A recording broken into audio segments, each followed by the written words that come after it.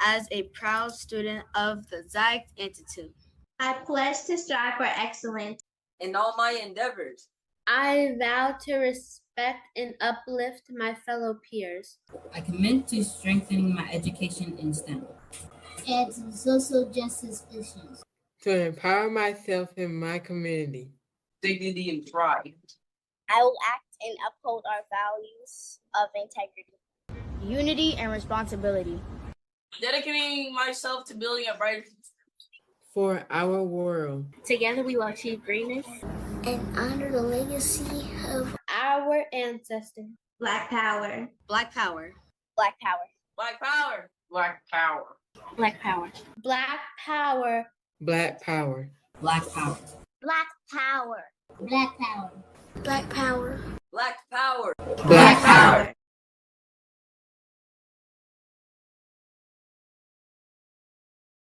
But I just want to remind everybody too to support Zyx, you guys. Please share this live. I know that this live is not one of the things that is going to necessarily bring drama, right? And all those things we like to watch that are very entertaining, but these things are very necessary, right? So if you're coming in and you're like, I got to go back to work or I can't stay the whole time, like the video, share the video, right? With somebody that may watch it or for their kids to see. But also keep in mind that Zyx is a school. So if you have Black children around you, whether they're your children or your family members, know that Zyx is enrolling. And Zyx does a great job, with these children. We talk about building our own systems, right? So let's talk about that when we talk about solidarity. Zyx is something that was created because it was something we had a need for, right? And so in the solidarity of that, we have to support these things because these are the things that are going to create our children to be in a better system instead of the public school system.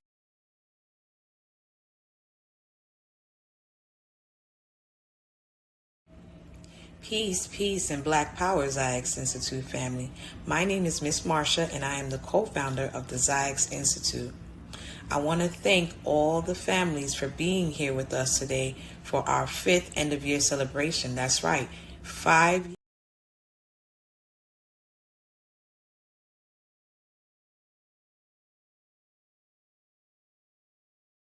Hey, everybody, can you hear me in the chat? I'm sorry. I'm all over the place. Here we go, Brother Q. Here we go. Here we go. How we doing? Hold on. Can y'all see me? I'm over here. Hi, how we doing? I'm sorry, y'all. It's a lot going on right now. And it's not at the same time. It's like, a lot, and it's not. Say that at the same time fast. But today, is about exposing the community and pushing people to STEM and pushing it in the community as much as possible. It is not that easy. There's a lot of stuff going on. And first and foremost, the world is changing right in front of us. And most of us are trying to figure out how to survive this new reality, and not to say only reality, but the reality that things are changing immensely in front of us, like every second. And my goal and the organization's goal, the people involved's goal, is to stay steadfast in our push through whatever's going on to get in our community to be involved in STEM, science, technology, engineering, and mathematics. And in doing so, creating events like these has been part of our, way in which we do this. And the objective is, again, to increase the amount of Black people in STEM.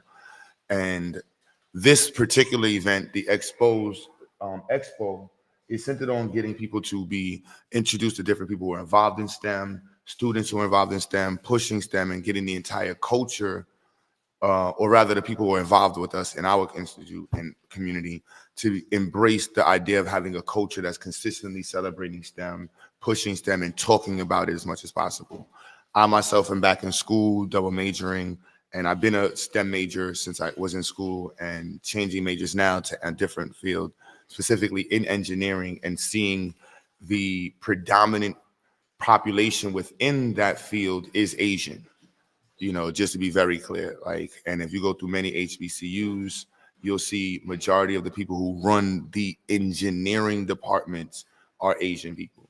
And this is something that we have to think about in terms of how we're going to be developing our future, how we're pushing ourselves into the fields of engineering, the repercussions of not having a plan that's going to be centered on increasing the amount of Black people who are actively involved in STEM, and specifically engineering and being doctors, medical fields and engineering. And for me, I look at engineering and medical science as almost, hand in hand, brother and sisters. And the data is aligned with every aspect of the reality that Black people need to be pushed into STEM. The economic disparities that we see within our community would be addressed and have been addressed and continue to be addressed, all based off of how much money is garnished with Black people's involvement in STEM. The average student who is graduating in 2025 this year in the Black community, the percentage of those students who are actively going to be able to be gainfully employed in STEM fields within 4 years of their degree is a reality. And that should be something that every single politician, every person who's a Black liberator, every Pan-African should have as a concentration or a center talking point within any of their discussion points for the community. And that's across the country and across the world for Black people. That's just something that we have to take serious. And if we're not going to take it serious, again, the quantifiable effects are drastically evident now. With the introduction of AI, the discrepancies or disparities that we find in racial disparities we found before the introduction of AI are going to be exacerbated 20 to 30 times over with AI. Now, we can also address, in 2018, there was a report said that if Black people were involved in AI, we could successfully address the economic disparities that are found in our community. If Black people do not get involved in AI, the economic disparities found in the Black community would be exacerbated and exaggerated to points of no return. When I mean points of no return, the exponential differences. If you saw the science projects, right, just to give you an idea, with AI in our institute, we exponentially changed from December, like quantifiably, exponentially. If you look at the projects from last year to this year, of course, with bringing on new teachers and other people and increasing the skill sets we have within our personnel. But let's be honest, what we were able to do with AI and with our institute this year, and what we know is going to happen and continue to happen with AI as we further the push with it. For example, every single project we discussed last year in our institute, we have accomplished, from building robotic arms, conveyor belts, infusion pumps, environmental engineering projects, industrial and environmental engineering projects, autonomous guided vehicles, material handling devices, radars, automated devices for all types of activities. We've been able to accomplish every single one of these endeavors. And the exponential rate of growth, if you look at our first 2 science fairs without AI, we struggled in terms of computer science technology and development of projects. In the last 5 months, we have taken what we've done with our institute, and I mean exponentially. And when we say exponential, you should know what the curve looks like for an exponential graph. It's not a linear graph. The rate of growth change is exponential. That's why we say exponential. And we want to make sure that we understand that if you do not use AI, the same institutes that we were not able to work with. So understand, anybody who viewed our science fairs in the past and saw students and projects, they were amazed by it. I want to be very clear. Other institutions and schools were not up to where we were at in December. Where we are in comparison to every single thing we've done up to December, we are almost 10,000 miles ahead of where we were in December. On paper, then you understand how far we are from public schools now. So if public schools are not using AI and advanced engineering strategies and strategic strategies in terms of literacy, they are shorting the community. Majority of public schools in America, Black children make up a large portion of the public schools in America that are struggling in America, who are underfunded and who do not have access to evidence proven strategies and resources to increase their literacy and the access to STEM. So if a child who wants to be a doctor doesn't get her first 100 hours on a microscope or dissections until she's in college, she's already behind the curve by 1,000 miles.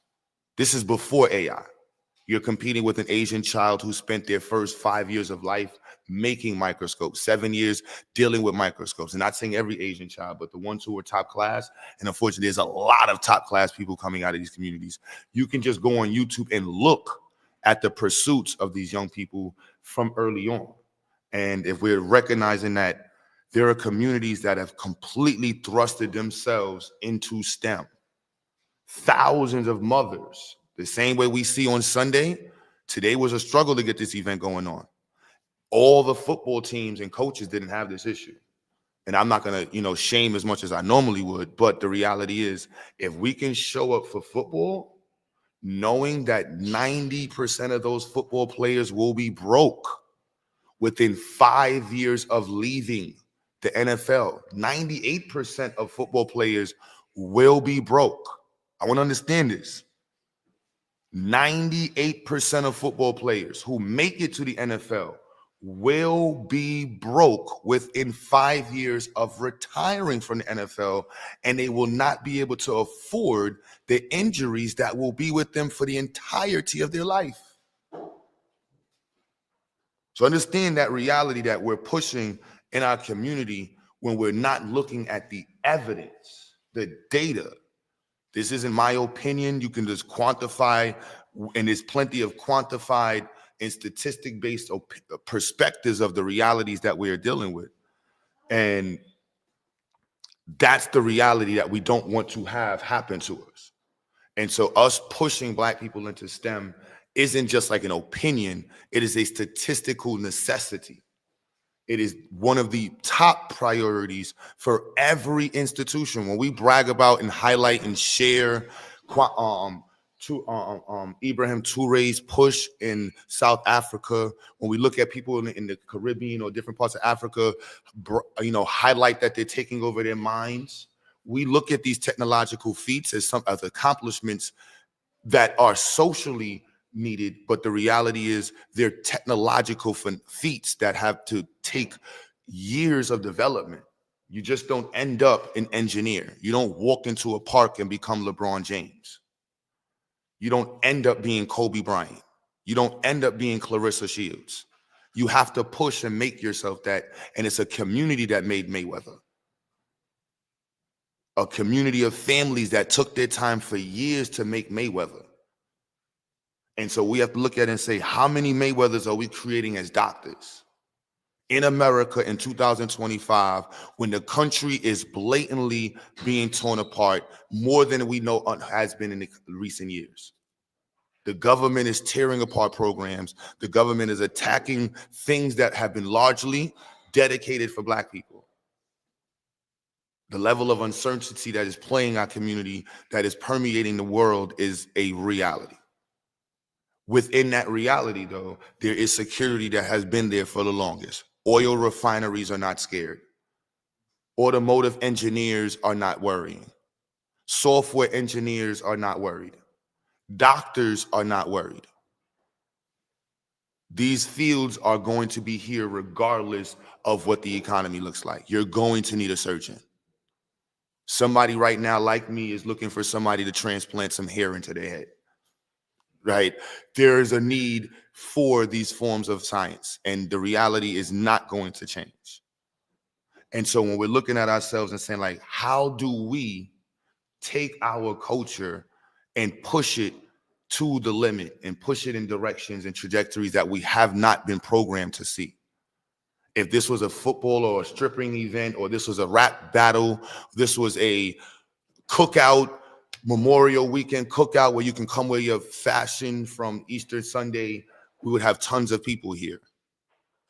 But as educators, as leaders, we have to figure out ways to actually increase our community's understanding of what the priorities are and how to actually achieve these priorities and properly quantify and objectify our goals so that way we can understand how to actually go about getting what we want.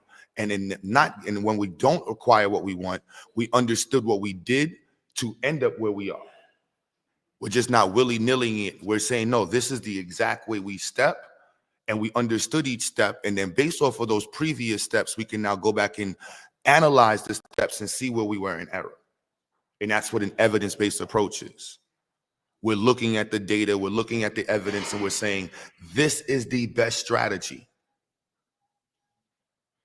Having our students take the SAT exam at 15 years old, 3-4 times, so that by the time they're 17, they're at a 1400, they're at a 1500, just because they did it 5 times.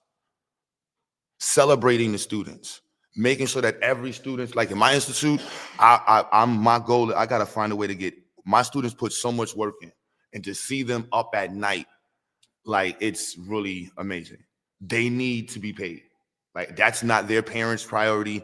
That's the community's priority. Like, we need to make sure these kids are getting $500, $1,000 a month, minimum. This is what it looks like. This is the level of investment that protects the future and makes sure that there's a level of reciprocation that's understood in the future. The community poured into me. There's no parent that should be feeling as though my student is just a one-off child who's studying by themselves and not supported, and I'm doing this by myself. That's not how it works.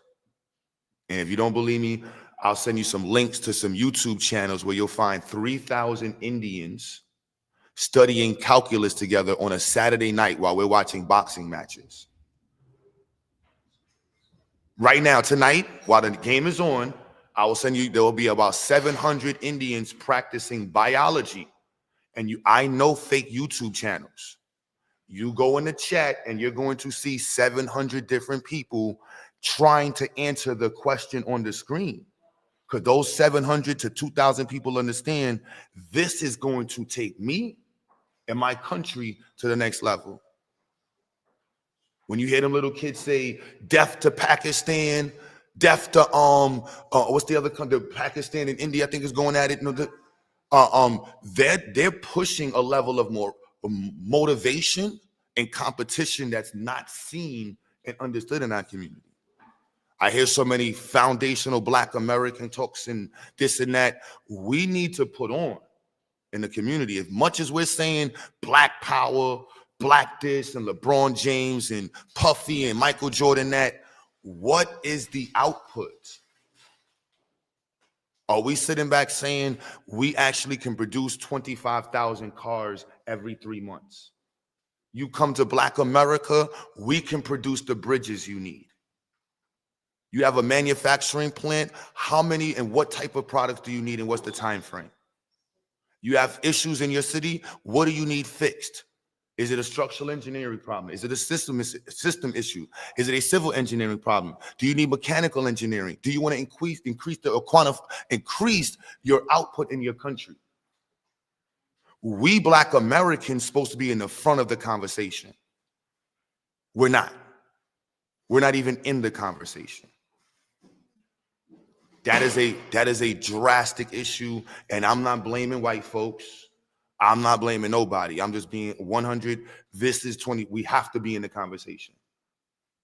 Every country from Trinidad to Jamaica to Guyana to Burkina Faso should be looking to Black America and saying, we got support. We know we can turn to New Jersey. We can turn to California. They got 1,000 Black engineers that are not coons, not sellouts, not weirdos, who are ready to go. They got 1,000 young sisters ready to come up and say, no, you need a hospital? I can build the hospital for you. I know exactly where to get the machines from. I got the doctors that can train. I got the teachers that can train the doctors so that way you can properly transition this to your country. We shouldn't be looking to Germany and Japan to develop manufacturing plants when we built America. We shouldn't be looking to Japan for understanding of robotics. This is we Black folks, we like to say that melanin stuff. Black people that have been involved in robotics since the start, engineering in America. What made America great was America putting money in Black folks too. Them proud Black folks who were some of the top inventors from the 1920s, 1910s. 1930s, revolutionized the toaster, the light, the street light revolutionized the world. The door lock, navigation systems, the two-stroke lawnmower engine, the four-stroke engine, the transmission revolutionized the world. Basic electrical devices that we look at like it's nothing now. We pay $10 for it at Target and Walmart for a toaster. We made those. We contributed to things that make the world feel like a luxury. Surveillance systems, closed circuit television, the tube television, broadcasting systems. There's not one part of science we haven't been involved in. But now this is where I get to point the finger at white folks. They did a hell of a job making sure that we were not involved publicly. They did a hell of a job making sure that silently we were in the classrooms and publicly we were jigaboos and rappers and dancers. We have to flip that script now. I don't care if you Sexy Red, Tupac Shakur, what's Unc that got the big teeth? That from the BDGD Unc? I don't care who you are. The pressure we need to put on the community, if you're not pushing STEM, you are the issue. I don't care if you're a 5%er, Nubian, Moor, Hebrew, Republican, Democrat. STEM is the first thing. How are we increasing the amount of black girls who will become birth doctors, labor and delivery nurses? How are we increasing the amount of black anesthesiologists within 4 years? What is our plan to increase the amount of automotive technology specialists within the black community? If these are not your talking points, I don't hear you. The leading causes of death in the black community are all related to STEM. Heart disease, diabetes, economic stress. You don't make enough money. You eat bad food. You live in an area that doesn't have the proper STEM tools to alert you or defend you from the contaminants within your community because you don't know chemistry. You don't have enough people in our community that can analyze the chemicals that are detrimental to our community. So if we want to play the game of design, we can say that, but not when we have LeBron James. We created LeBron James. We created 50 Cent. We created Diddy. We created all of these people in the community. Whether we like them or not, Sexy Red is a multimillionaire known by millions of people. How can we get from Sexy Red to Professor Dr. Blackman, whatever doctor you want to name? See, I proudly am hood, and I'm proudly very educated. I can dance with the drug dealers. I can dance with the electrical engineers.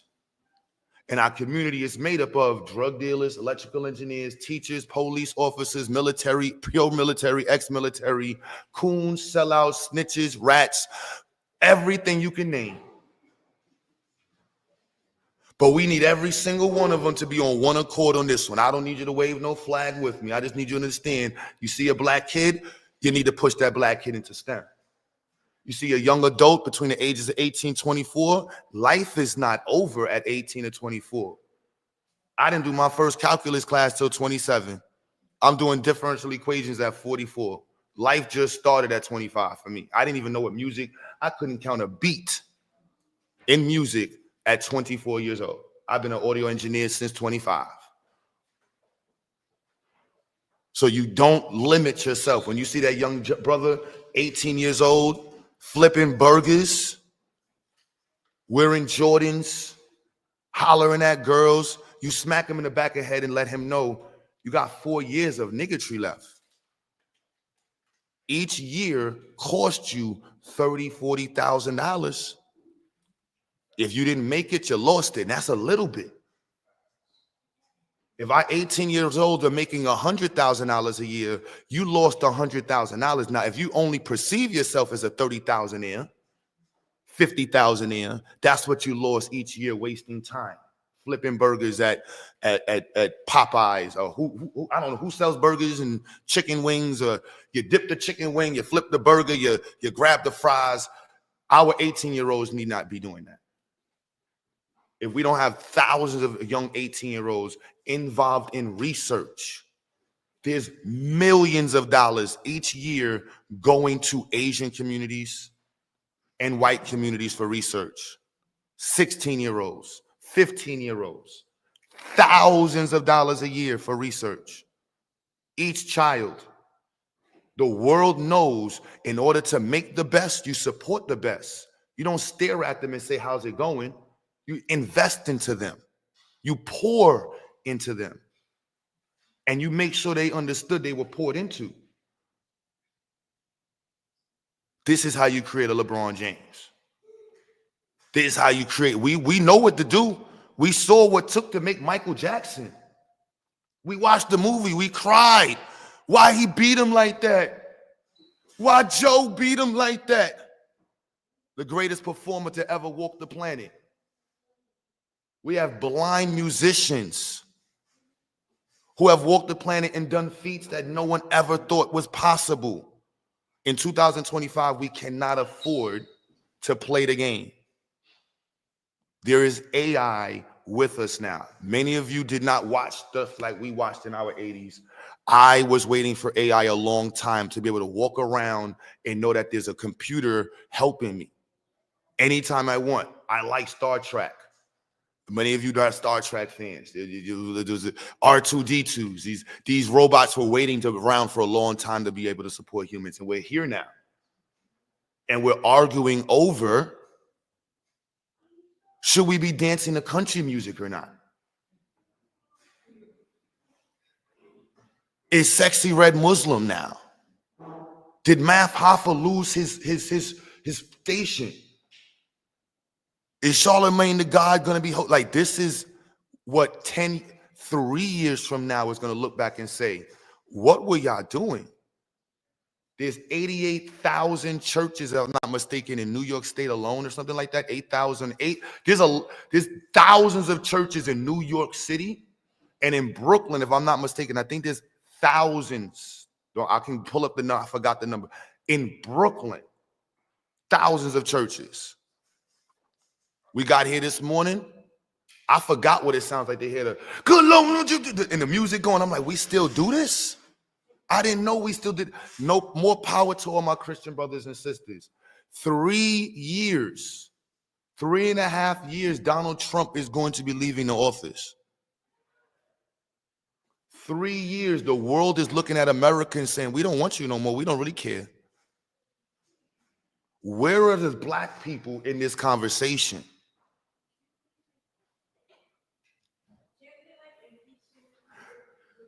That's white folks waiting on white folks to do white folks stuff. Black folks need to put all the black folks information on black folks. Like, in 3 years, you'll be halfway through college. That's my priority. I want to understand this. My son is 16. We got 1 year. I don't know high schooler, in my opinion, should be doing senior year in school. That's a waste of time and money. That's 1 year of college you just wasted. The data shows your 17-year-old, 17, not 17 going to 18, just turned 17, starts college, community college. Any professional degree, you're going to be making more money and more successful than your entire graduating class 9 times out of 10. And if you scaffold your degree, that means you build a top of your degree. You did a 2-year degree in medical technology, nursing.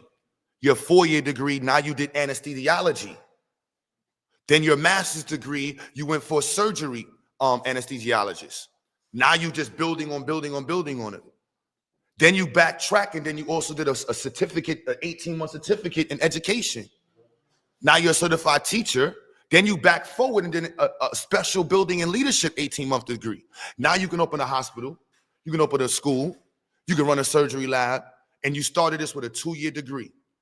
So in 2 years, at 17, with a nursing degree, you're doing $90,000 to $125,000 a year. Restaurant hospitality degree, $85,000 to $90,000 a year. Building maintenance, $80,000 to $90,000 a year. software security maintenance. Like there's so many 2-year degrees at community colleges that will take a student with a 900 SAT score. A 900 SAT or 17, and you're already enrolled in college, you are now a phenom. Your other friends are still in school arguing about which rapper made the most money. You spent your last year in high school doing what you're supposed to be in college. Don't start at 16. The data shows it. So my son goal by 19, the goal is him doing 85,000 a year. This is how we attack the economic wealth gap. When I was 18 years old, I was making, I think maybe $6,000 a year. Then it got to like 12,000. I thought I was, it was like $300 a week. A little part-time job, $300 a week, $400 a week. Then it was like, all right. Then once I got my house, I was like, oh my goodness, I'm not making nothing. This is when I turned my house into a farm. I'm like, I'm gonna put a music studio here. I'm renting out that couch, this couch. I'm turning this into a business, that into a business. I'm like, this don't make no sense. I'm paying to live. This is crazy. So when I see young brothers go through that same walk of life, young sisters like, hold on, no. Shout out to my HBCUs, but the average debt a student accumulates after 6 years, because it takes typically 6 years to finish an HBCU, so $100,000 of debt. And debt is exponential. Each year it exponentially increases based off the interest, which is compounded. This is math. You owe $100,000 after 4 years of not making no money to 6 years, versus a person who owes no money and got a 2 year degree and they're making $70,000 at 17, 19 years old. The average black family does not have two people making $70,000 to $100,000 a year in their home.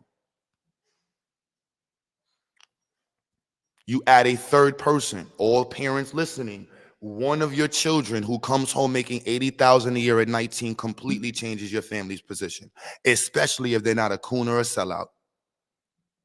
And you continue to develop them. By the time they're 21, they're doing $120,000, $135,000 a year. You have 3 children doing that. You have $1 million, $250,000 annually coming into your home now. This is what Black Power sounds like. This is driven by data. This is not my opinion. You ask any electrician, any carpenter, you didn't become an electrical engineer, it's no problem. You were good enough to become an electrician. You make a decent amount of money being an electrician, a carpenter, auto mechanic. But we want to start that when? We want to start that conversation yesterday. Huh? Oh, my bad. What time is that? 5:03. All right, so I'm going to talk for 5 more. I'm going to stop running my gives. My bad. I was ready to go. So, and shout out, we got 170 people watching. That's actually better than normal. That's not as many as we normally should have, but shout out to everybody who is watching and supporting. I am going to have some students. You just joined the meeting? You just joined? Oh, all right. We're going to have some students present who didn't get to present yesterday. This live will stay up. So if you're a student watching, the link is in the chat. Please click the link, turn your camera on. We're going to have some of our professors speak. Now, before I go on, let me preface this as I was saying. I did not do the best job as I could with promoting the event. And I've learned this year, right? So I'm in school full time. Mom's Dukes died in December. That rocked my year. And there's a lot of changes, and we're relocating. We didn't know we were really relocating this year until I think like April, like the end of April. You know what I mean? Like a Jewish dude walked in the building like, hey, I'm pretty much buying this building. You don't have a lease, right? And I'm like, what do you mean we don't have a lease? Like, all right, let me know. What we got to do to get you to leave? I'm like, we didn't know we were leaving. We didn't, hold on, what's going on? I'm just being 100%. So, and this is while I'm teaching. And just to be clear, you know, it is an entrepreneurial perspective that many of the students get to see the realities, because most schools are protected by state money and different stuff. It's different when students are seeing you in real time deal with this as an entrepreneur and as a small business owner. So these are things that go on. But through that experience, and not due to that experience, at the same time, the communities was at the, you know, I don't know whatever you want to call it. I'm an atheist, but whatever you want to call it, you want to say, whatever you want to say is happening, but somebody's sprinkling some sauce on the sauce right now. And we got offered a space in North Carolina. And the woman who's, first of all, shout out to her son, brother Bobby. And the woman's name is Miss Peggy Carr, who happens to be one of the highest names in education you can actually reach, as she was the commissioner of the National Educational Progress and Assessment Bureau. I worded that all messed up. And in Brooklyn, we got offered a space, a lot of space in Brooklyn. Our particular one room will be, if we do this right, we have almost 7,000 square feet of space. And if we really do it right, they want us to buy the building, and they want us help us to get to the space to buy the building. And you know, I can't ask for a better situation. We have to work for it. We have to grind, but the result is right there. And so to everybody listening, we are now looking, I want to make sure we understood. We're doing this again in December. I'm going to be in school. I plan on taking 6 classes next semester. I'm trying to knock out 2 degrees. So I'm doing part-time 1 degree, full-time the other degree. To be clear, I'm letting everybody know that right now. One of them is my education degree. The other one is I'm doing a mechanical engineering degree. So let me be clear, I'm gonna get my butt kicked with that. My wife is also in school full time, right? So we're short-staffed, right? I want to be just very clear, we need help, right? We have a lot of resources and the space we're gonna have. Everybody keeps asking me, shout out to True Storian. I don't know how we're gonna make it work. We're gonna make it work. I have to make it work. Right? Combined between Brooklyn and North Carolina, I think we have almost 20,000 square feet of space. Right? Between North Carolina and Brooklyn combined. In Brooklyn, we have, with the new space, our main dedicated room is 3,500 square feet. We're going to partner with the owner on another space in the space that'll give us another 3,500 square feet. And then we also have access to the event space in there. So our next events next year, later this year, will actually be in our new location. And hopefully, with everybody's help, we'll be doing this in North Carolina. That's one of my hopes this year, is if we can get this, I think I've been stressed out. I'll be crashing out. Sorry, students. But if going full time, and we want to do this. If we can do this, not if, is how can we do this in North Carolina at the same time? And understand, we're in the Brownsville of North Carolina. I love it. We're in the hood, Kinston, North Carolina, and we're in the real Brownsville, New York. And so we're doing work in real time, and this is happening. There's no like ifs, ands, or buts. And so we don't want to have a short-staffed event.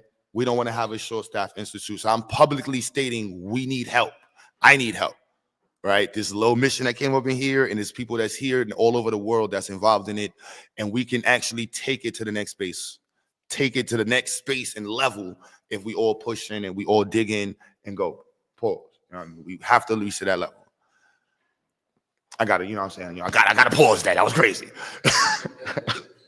So again, New York and North Carolina, we're going to be adding a CTE program, career and technical education. We are actually going to be expanding to young adults and adults. So we'll be adding an 18 and above program.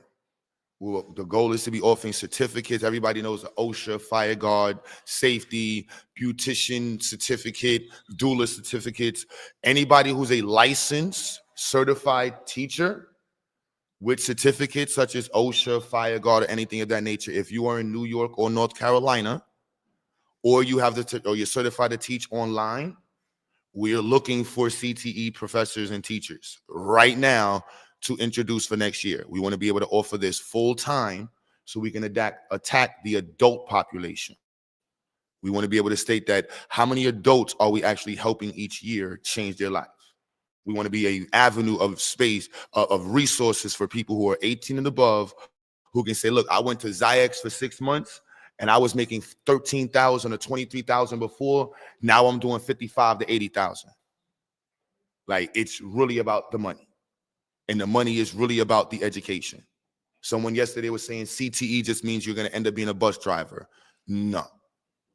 And there's nothing wrong with being a bus driver. You know what I'm saying? Like, we need you to be gainfully employed.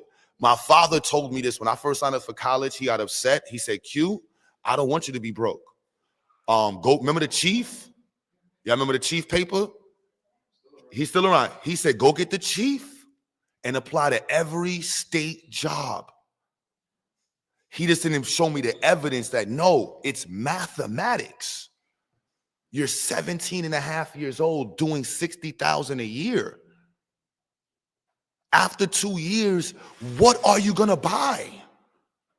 You're 17 living at home with mommy and daddy. What are you going to buy $30,000 later? You already got a car. You bought jewelry. You bought Jordans. You took a trip to Miami, Mexico. You balled out. You spent a bunch of money on your ex-girlfriend, your ex-boyfriend, and you still got your next check coming in. You still live at home with mommy and daddy.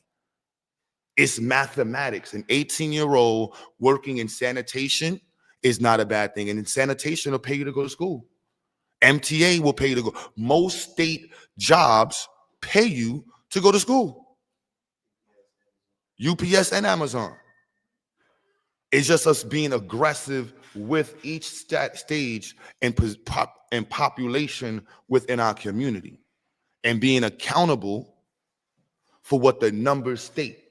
If you're 22 years old making 22,000 a year, you're in a bad space. And your parents and your community did not set you up to be in a good space. That's just the facts. If you're 17 years old and you don't have support for the SAT, if you're 17 and black and you have not taken the SAT, statistically, you're shooting yourself in the foot.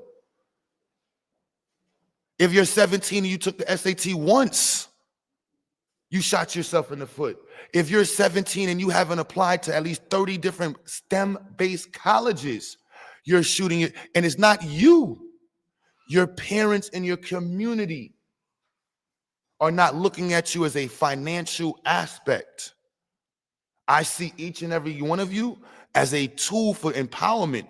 20 black kids in a room, 15 years old. In 5 years, 10 black kids in a room, 15 years old, to me, represents at minimum 500,000 a year. With failure at 17 and 19, at failure, I can produce that. With success, that's easy, $1 million, $2 million a year. Easy, with just 10 kids living in the same district. You know what that does? You know what that does to the local stores who now have people who are not using SNAP, using what they can bring in better products now. The politicians can now look to us and say, those 10 people alone have enough power to put me in office. The average budget in New York City for the local councilman is like $10,000, $20,000 to get in. He said he's helping the mayor run. They're not even running. We're not even running with $1 million bags. And it's all connected. So if our politicians don't understand, right, that our money is connected to our education. If our black liberators and Pan-African scholars don't understand that the money is connected to the liberation. And the money is not the liberation. The money is what we transferred from our education as a tool to transfer other things to us to acquire resources. But there's no trade-off right now. Senegal is not saying, let me call up all my peoples in New York because I need 7,000 electricians. They're not saying, let me call up Tyler Perry. I know you in Atlanta. I need like 4,000 mechanics, man. We're trying to revolutionize this. They're not calling up Chicago and saying, yo, we got a whole bunch of building maintenance engineers and people who can build structures. They're not. So what are we saying? And as a Pan-African, Black liberator, Black nationalist, Zayx I can't sit here and not say this. I would be an educated idiot. And I don't see no white folks in nothing I do. I don't even think about, honestly, in the competition level, I'm not competing with white folks. Asians is the competition. Intellectually speaking, Indians. I don't even study off of white folks like that. It's Indian people who I'm looking at in the classroom, and I'm going on YouTube and looking at, damn, how do you do that transformation? How did he do this equation? And then you look at the comments. All the comments are in Bengali, Indonesian, Cambodian. They're not playing. They're not playing. So when I see Black YouTubers and Black people online who are promoting STEM, those are people that are the priority. That's the conversational priority. Anything besides that, I don't know what we're discussing. So my bad, I'm not gonna run my Gibbs anymore. That was my talking point. And forgive me, again, I didn't really organize the event today, so as best as I should have. So some of the speakers didn't show up. Let me bring on Brother GA. Brother GA, shout out everybody in the chat. Please donate and support. Donate and support is all going to the new location and to materials. Brother GA, you there? I don't know if Brother Identity is there. Sister Anaya, I see you. Marsh, if you could put the link in the chat so any student that wants to present, they can represent. Okay. Here we go. We hear you. Okay. Damn, bro. You tough act to follow. Okay. What'd you say? I said you're gonna be a tough act to follow. So this is Brother GA. He's our software. He's a computer science engineer and scientist and software developer who teaches computer science at the institute. And he and I, Brother Brother Identity, Brother E, he's the electrical engineer. Brother Dot, he's the STEM teacher for the younger grades. Brother Amen teaches science, and we have teachers from all over the place. And so Brother GA, he and I, not to say specific, brother, we've been doing some stuff with computer science, man, and we have some plans for next year and what we're going to be introducing. So you got the floor, and I hope Brother Damo, I asked Taz, I did ask some of the YouTube family to do a quick presentation and help tie it in together. So I'm gonna shut up. You got the floor, Brother GA.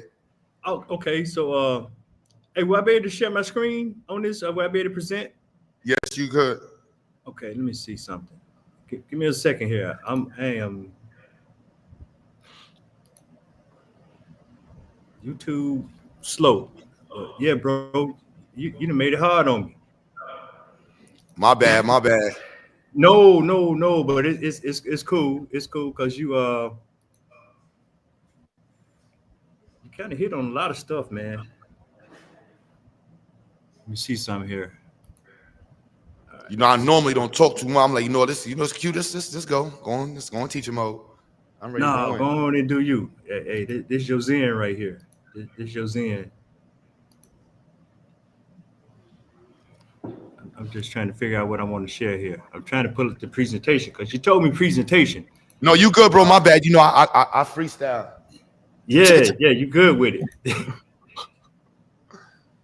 So I'm just trying to figure out how to grab my presentation here up in StreamYard because I got little cues built in for me. And I just want to build off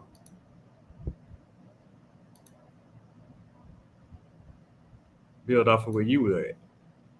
Okay, so I'm going to have to upload the file. So give me 1 second.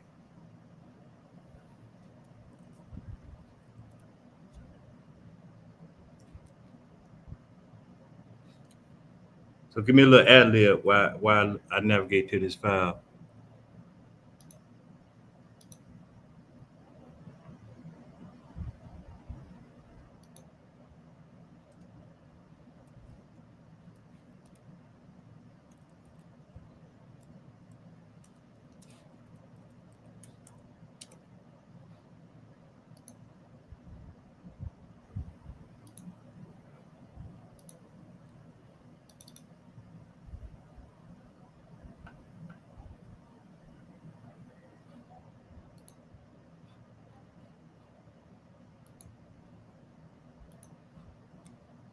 Try to do it like this. while he's getting ready in the chat, if y'all could put the GoFundMe in the chat or the Cash App, all support goes. We're still raising money for the space. It is an expensive space, I'm not gonna lie. And rent starts the day we move in. Let's be clear, it starts the day you take them keys. You're like, oh, all right, 30 days later, I see you, right? 7,000? 6,000. All right. Yeah, I said it right, 6,000, y'all. And if we take both rooms, it'll be 9,000, 9,500. Gotta love it. That just sounds good. 9,500. You know what I'm saying? That's 108,000 a year. That's yeah, you gotta love it. Gotta love it. So who we got in the building, Q? We have Anaya and her brothers are ready to. Sister Jada is there. Brother Dev. So if you want, I can have Anaya. Anaya, you want to let her present and then you come back up? Yeah, go ahead and let her do that present, and then let me get the get this brief moved to somewhere where I can upload it. All right, Anaya, you can turn your camera on. You ready?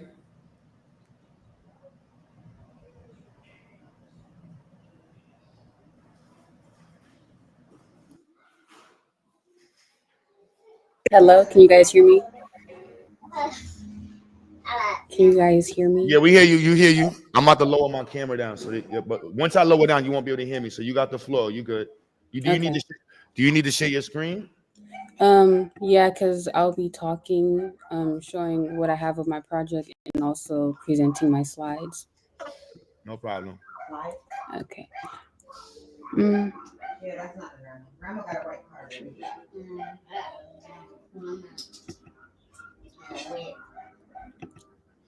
Okay. Hi, my name is Anaya Hicks. I'm in 11th grade. My project is a low-cost infusion pump. An infusion pump is a medical device that delivers medical fluids like medications, nutrients, and fluids into a patient's body at a controlled rate. A low-cost infusion pump could reduce healthcare costs, making them accessible for patients in various settings. The problem: the average cost of an infusion pump can range from $200 to $1,000 per treatment. Patients on average need their treatment multiple times a week or month. High cost of infusion pumps limits their use in many settings. Manual fluid delivery increases the risk of dosage errors. Lack of affordable alternatives for smaller clinics in third world countries. The solution: a 3D printed infusion pump. The solution for this is to develop a low-cost 3D printed infusion pump that automates fluid administration, minimalizing errors and improving reliability. Materials being used: so a 3D printer, which Mr. Q did print out the pieces for me. The stepper motors, I have all this stuff over here actually, so I'll be showing everything that's on the screen. The syringe and tubing system, the control unit, and everything like that. And these are the links to everything that I used. And the conclusion: the goal of this project is to make an affordable infusion pump for people all around the world, especially in the Black community. The goal is to help my community. I'm helping out with the medical field because medical equipment is expensive. So, of course, my project isn't finished. It's a work in progress, but Mr. Q said I should still show.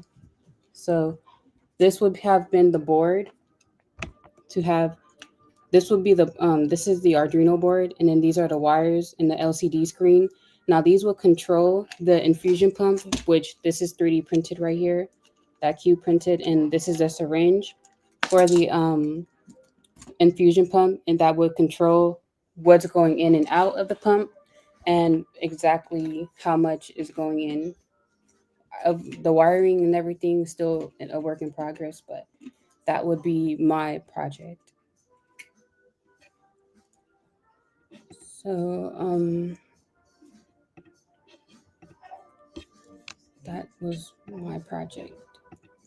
I also wanted to talk about how, wait, where's Mr. Q? Okay.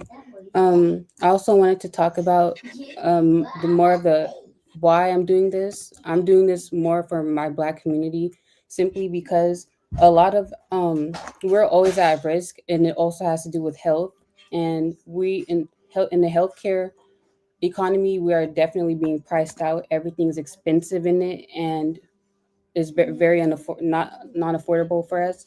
So the goal is to make a low-cost infusion pump because, as you can see, the dosage for everything is very expensive. So if I can help my community by making a low-cost infusion pump, then that means um,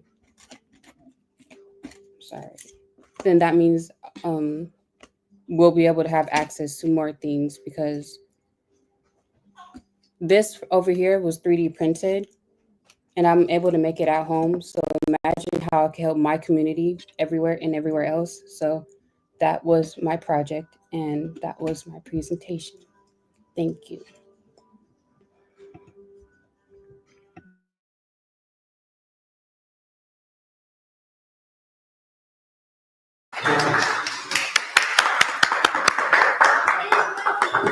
Very good, Anaya. Thank you. I was wondering where you guys were at, but No, I'm sorry. I had. let me turn my camera because last time I presented here a few times actually, but I was asked questions. So I Yeah, I'm didn't. trying to get to the. Where am I at right now? Let me fix the screen. There we go. And there we go. All right. First and foremost, what grade are you in? I'm in 11th grade. Beautiful, beautiful, beautiful. Um, how do you feel about STEM education? STEM education, I actually left STEM education because I feel like STEM is everything. STEM is everywhere around the world. And I feel like if you get into STEM, you'll be able to get into everything else. I love STEM education and I think it should be enforced all around the world, especially in the Black community. Mm.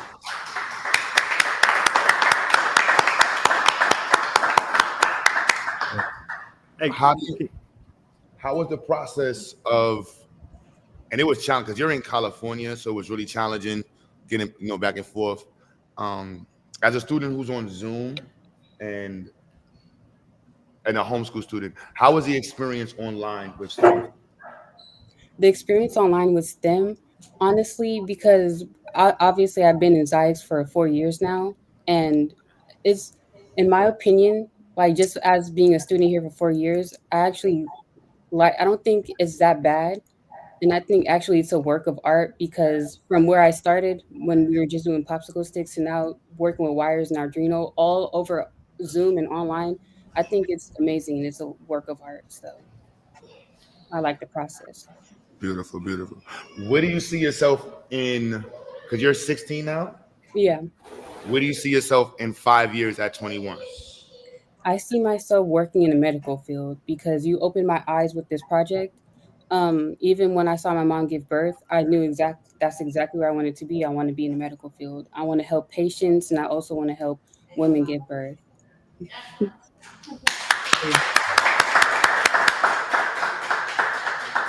Hey, Q, can I ask a question, bro? Yep. Hey, how much does that infusion pump? What's the cost of that cost-based analysis of that? I'd say it was about $50 just with the pieces alone, and then now with the 3D printer, Q printed this for me. I don't know the cost of that, but all the pieces and the boards and the Arduino and the kit, it was about 50 altogether. That's bananas because when you think about that infusion pump, it's used for stuff like treatment for cancer patients, patients who have illnesses, and to get treatments for those type of diseases or whatever, and the costs associated with one iteration of treatment. I mean, it could easily be 5 figures. So Yeah. that's bananas. Yeah, in my opinion, that's exactly why I wanted to still talk about my project because people are paying thousands just for they could pay thousands just for a few trips and a few pumps of their stuff, but my pump alone at home was $50. So I think, yeah, that's what I wanted to do.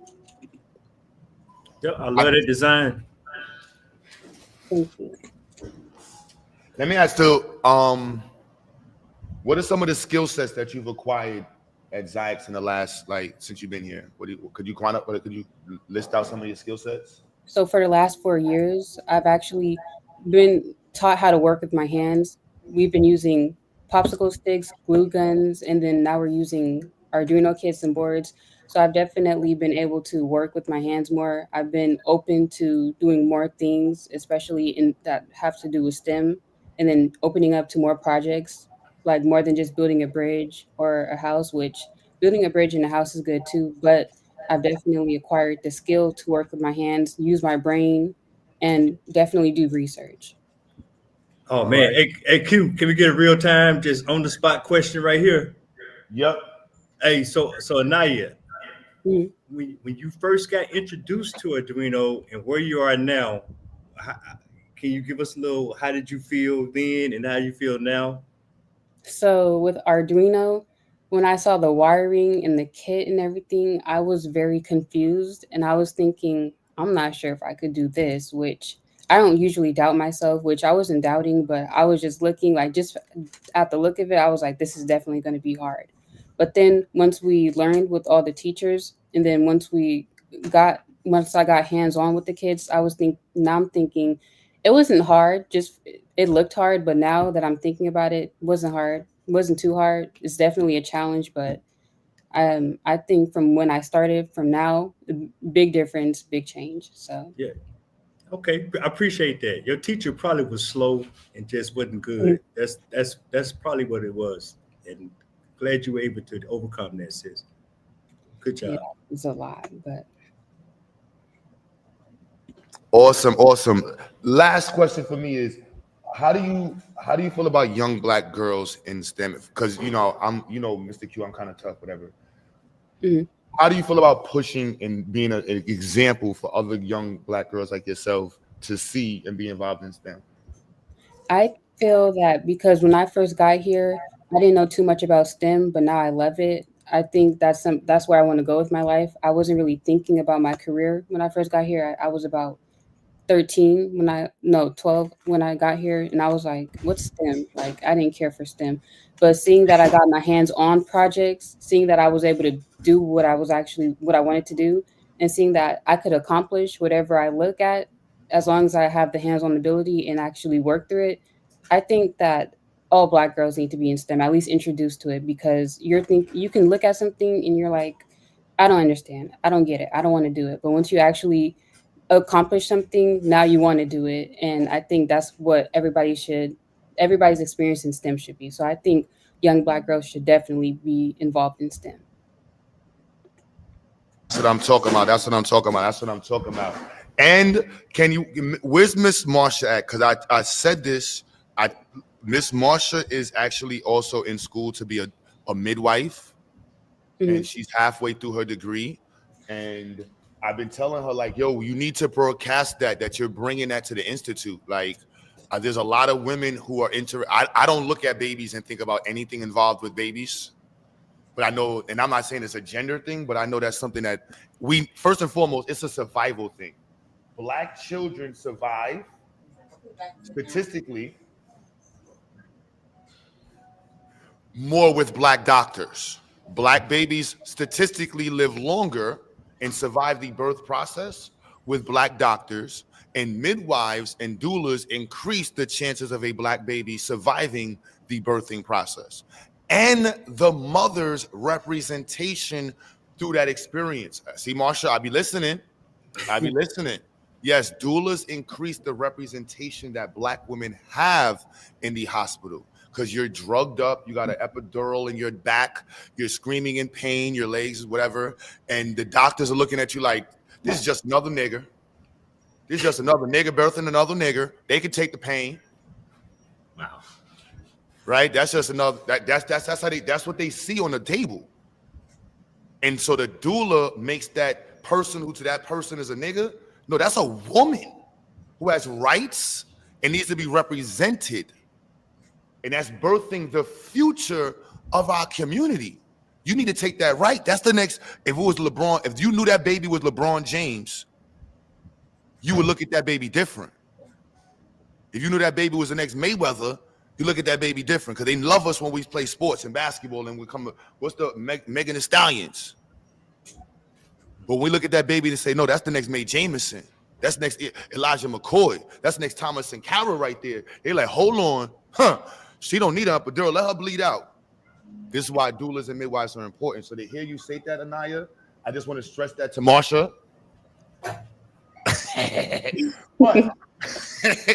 Great work, great work. So while we're introducing you, is your brother gonna go on as well? My little brother wanted to go, but I wasn't sure if the kindergartners were going.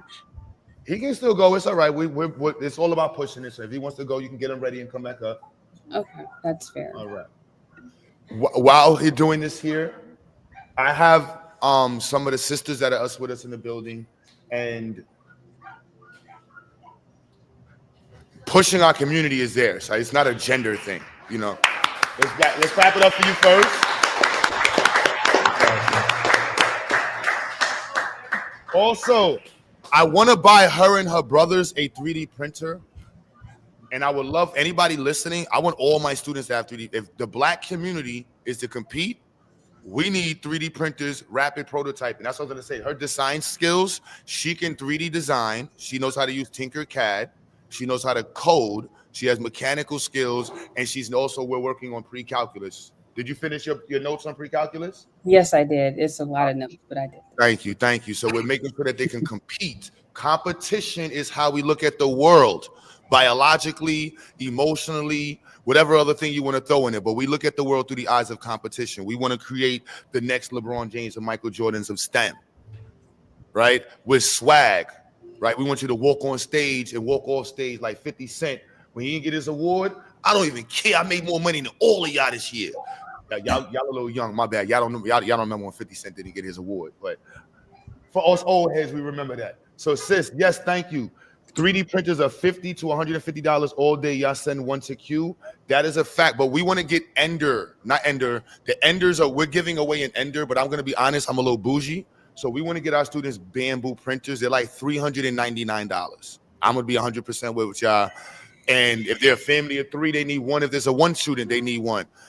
We have it in our building, but they need 3D printers. I'm just going to be completely, the world needs, if you can get your child a Jordan, an iPhone, right? If you order Uber Eats for your child more than once a week, you can afford a 3D printer. And if you can't, just come on my YouTube channel 3-4 times and we'll guarantee to raise the money for you. Your child needs a 3D printer. They need Tinkercad.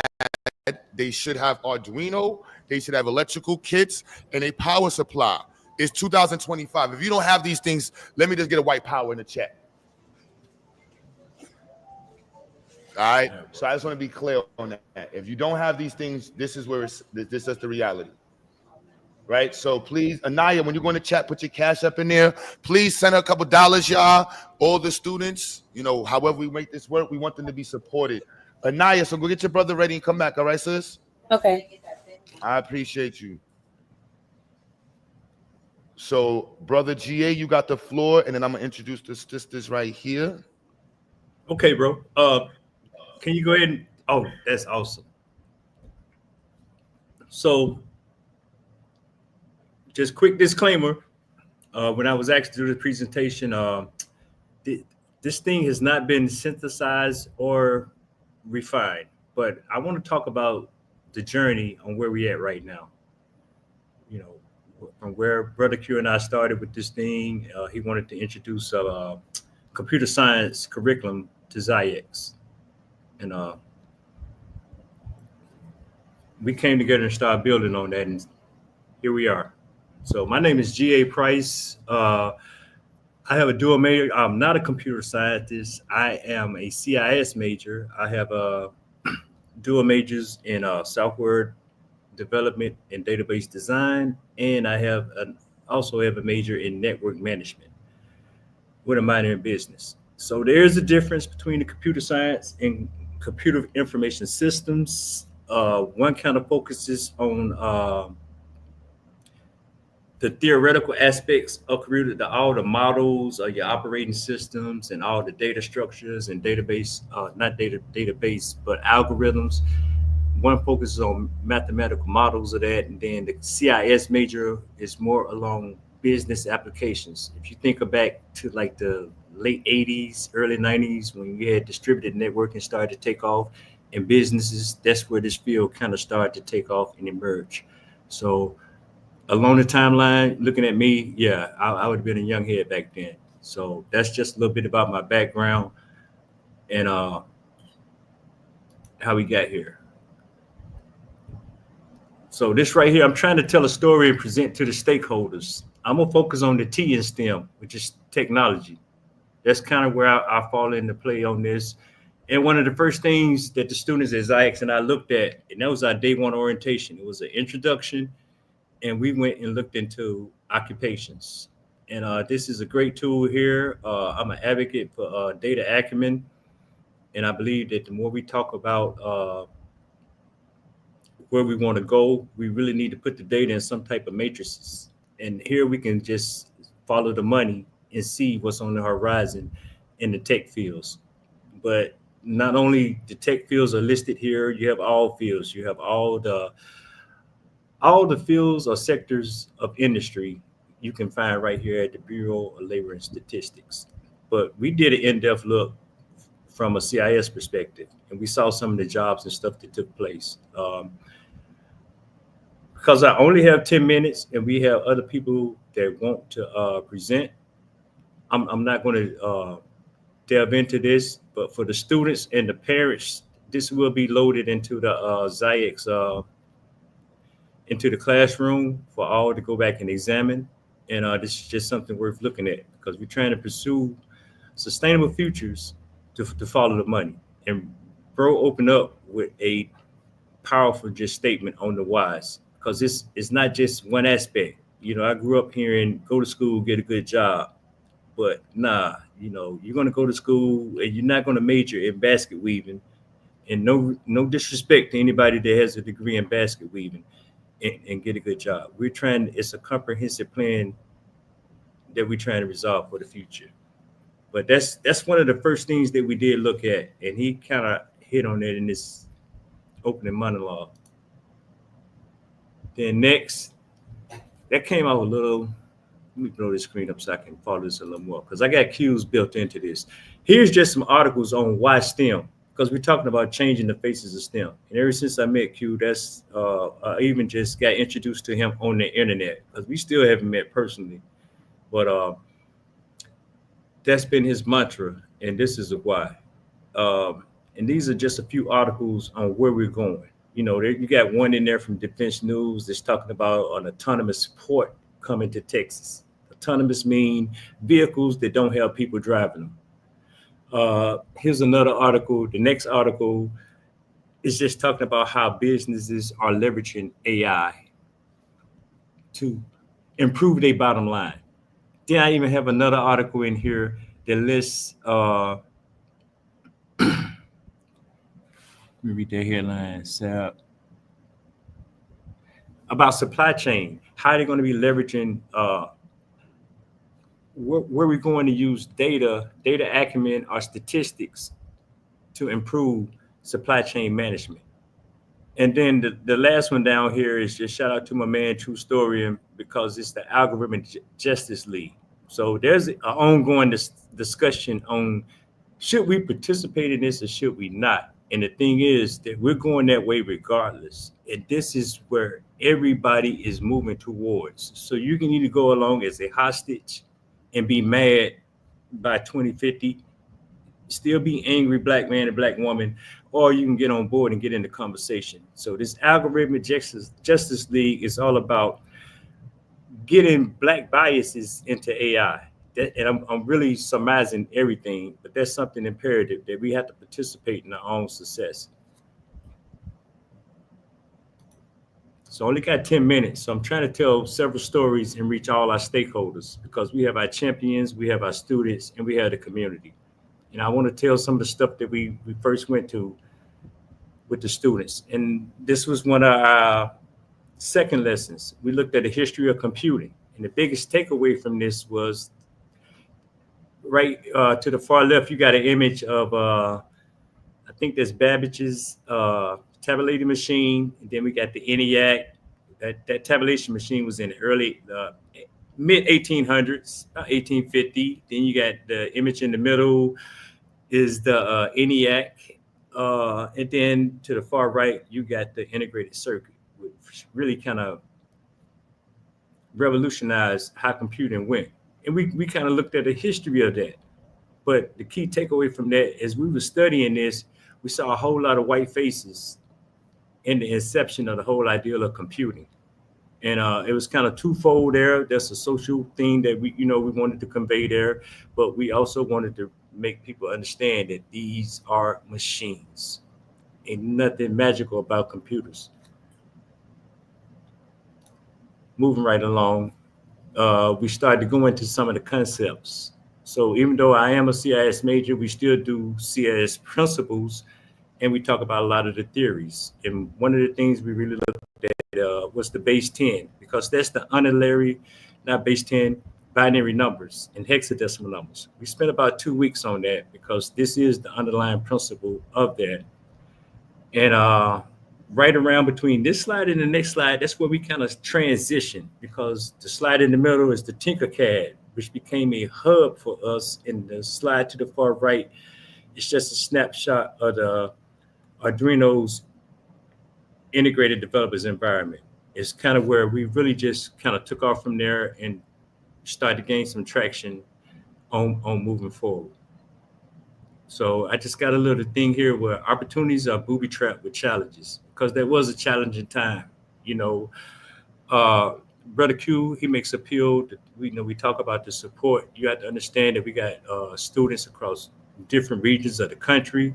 The students are on different platforms. Some are on PCs, some are on Mac, some are on Linux machines, some are on Talents. So we had to find a platform that can support all this at the same time and still try to convey these new concepts of computing. And that was challenging, but we ended up and we found the Tinkercad, which is what you see in the middle. And that became a repository. It's a web-based platform where you can do coding, build circuits, and CAD design all in one place.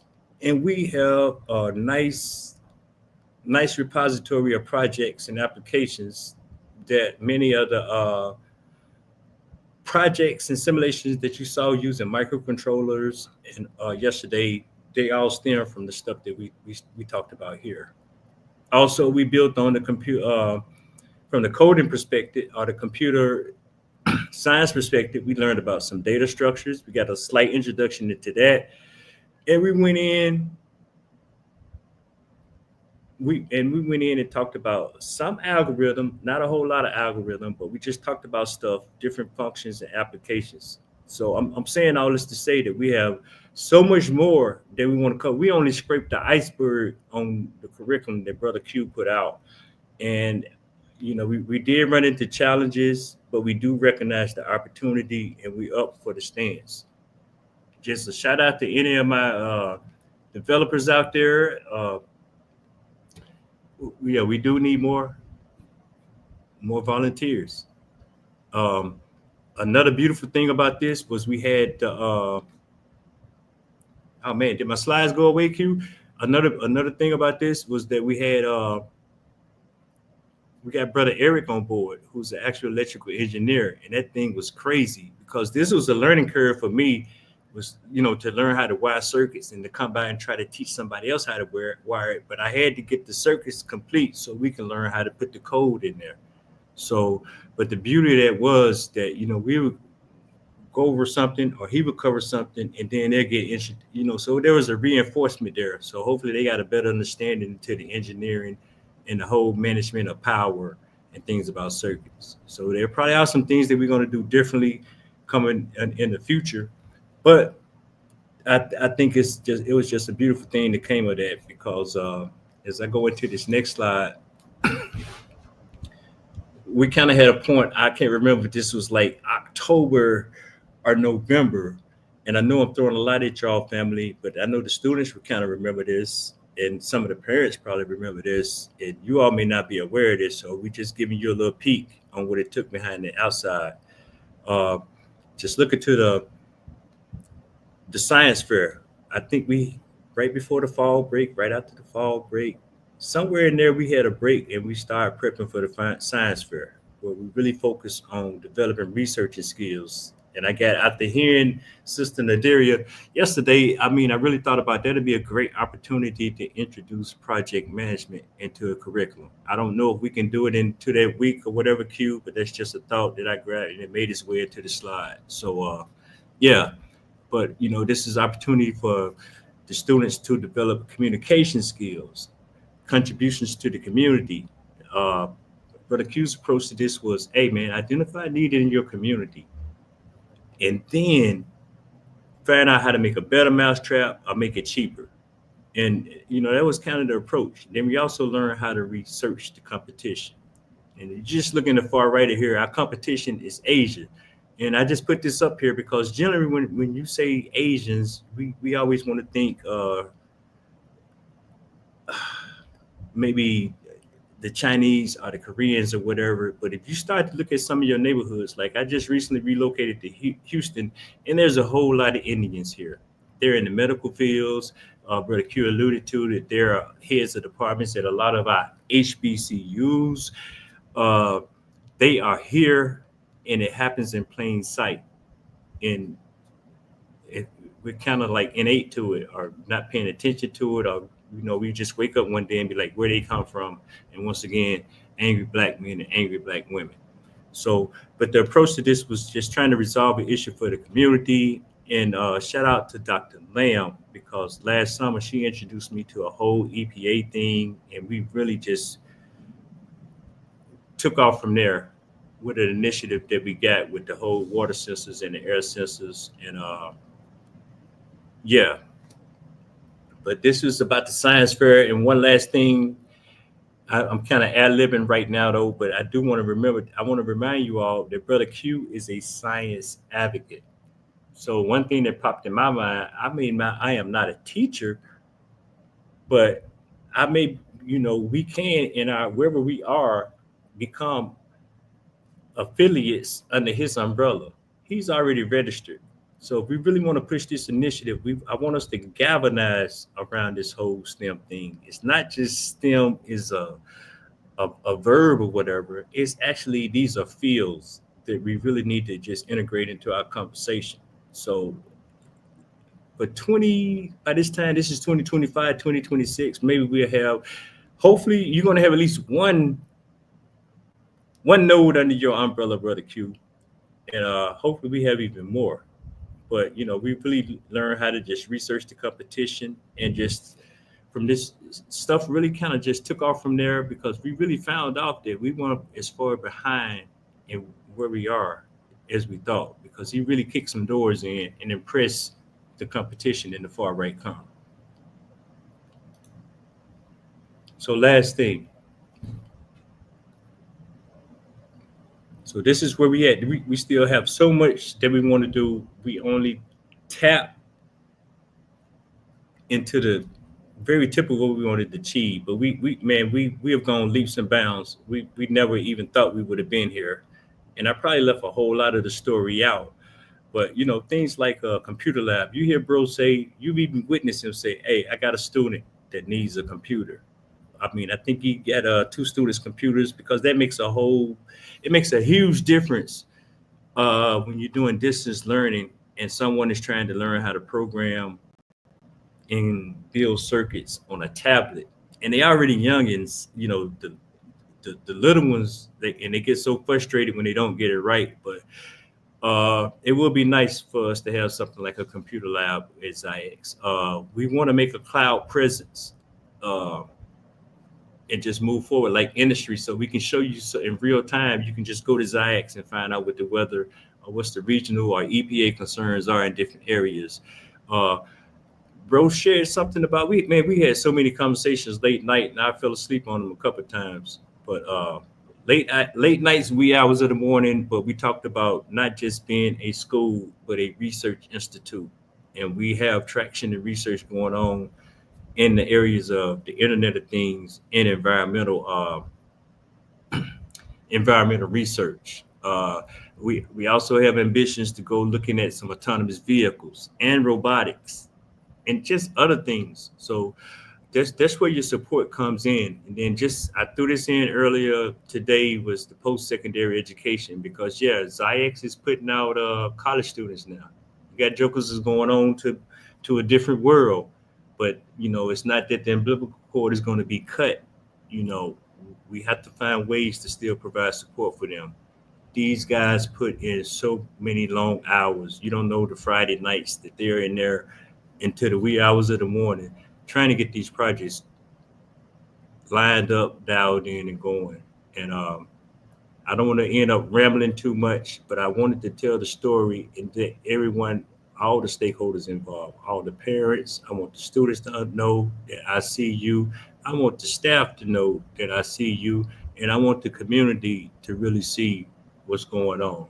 And I'll fall back from there. I hope I made my 10-minute mark with the Q.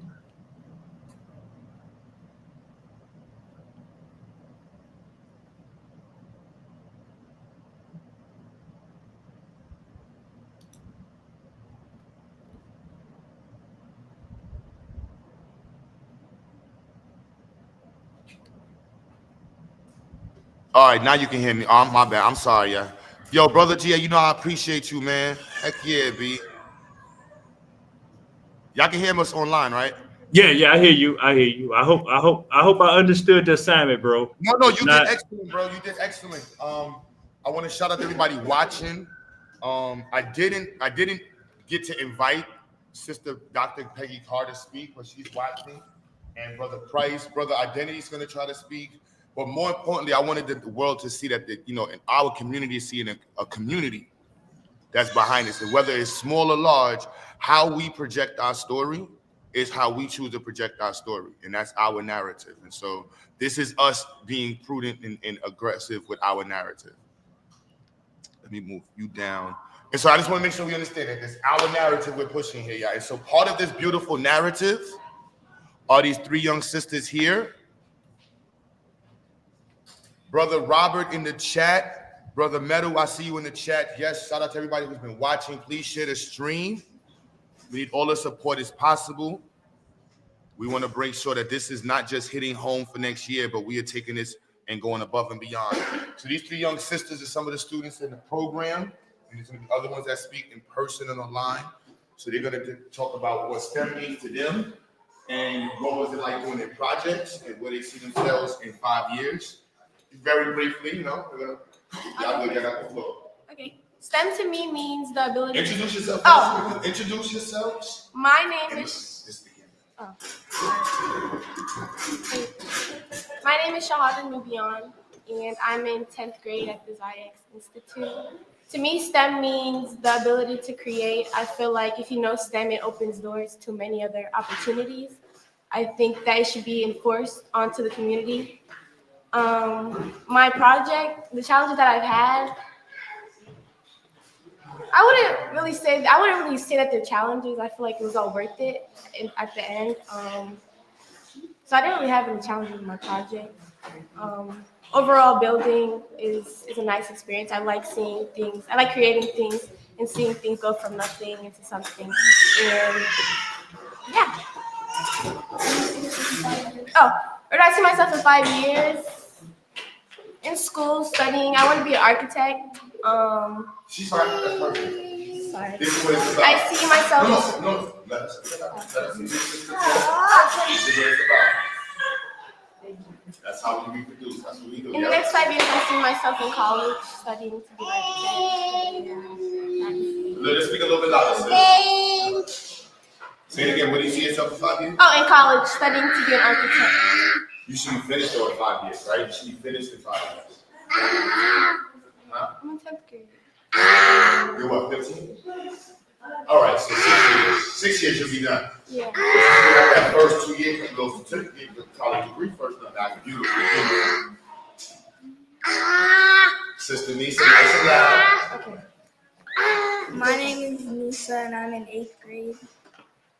What STEM means to me is like it's fun to learn about, and it's fun to learn about, and it's fun to learn about and getting to know it.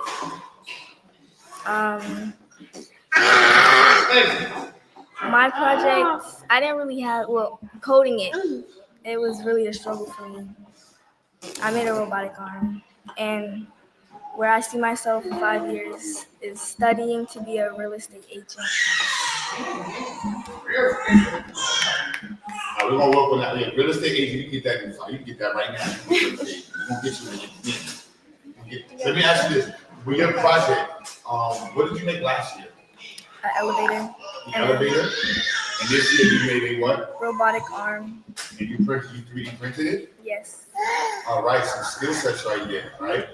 Some really high-end skill sets. We want to keep promoting those skill sets there. Let's dig into, you gotta dig a little bit more forward, all right? Hi, my name is Isis, and I'm in 10th grade. And what STEM means to me is like a new way, like finding a way to create something your own way and asking questions, and also problem solving. I made a hydraulic lift, and my hydraulic lift took about 7 months, both of them. And I 3D printed the gear to move the syringe. And the problem that I had with mine was finding a code that works, because we put the code on, we asked ChatGPT to create a code for these syringes to move my hydraulic lift up and down. And where I see myself in 5 years. Go more into that one. So what, so you made it the trip, it's coded. How did you do that? What's some of the parts you used? Some of the parts I use. To make my project? I used a breadboard, I used Arduino, I used 30mm syringes, and a tube to connect the syringes so that the air or water can move through them. I used popsicle sticks, and I used wood to build the actual hydraulic lift. And yeah.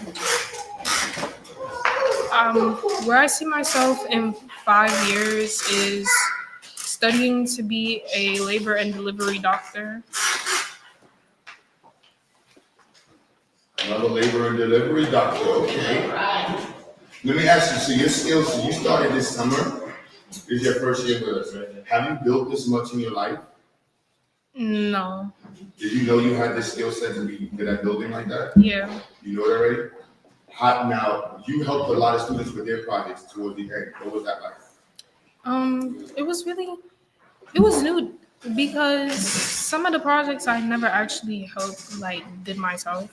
So, it was very fun and kind of tricky, but at the end of it, all the hard work shows. What's the display that you used? I know some of y'all use a similar. I believe both of you used a similar. Oh, the LCD screen. The LCD one? The LCD screen. So you had an LCD screen for both of your projects? What was yours? Motors and gears. I'm not sure. Stepper motor. All right, so you use a stepper motor. Is that first time using it?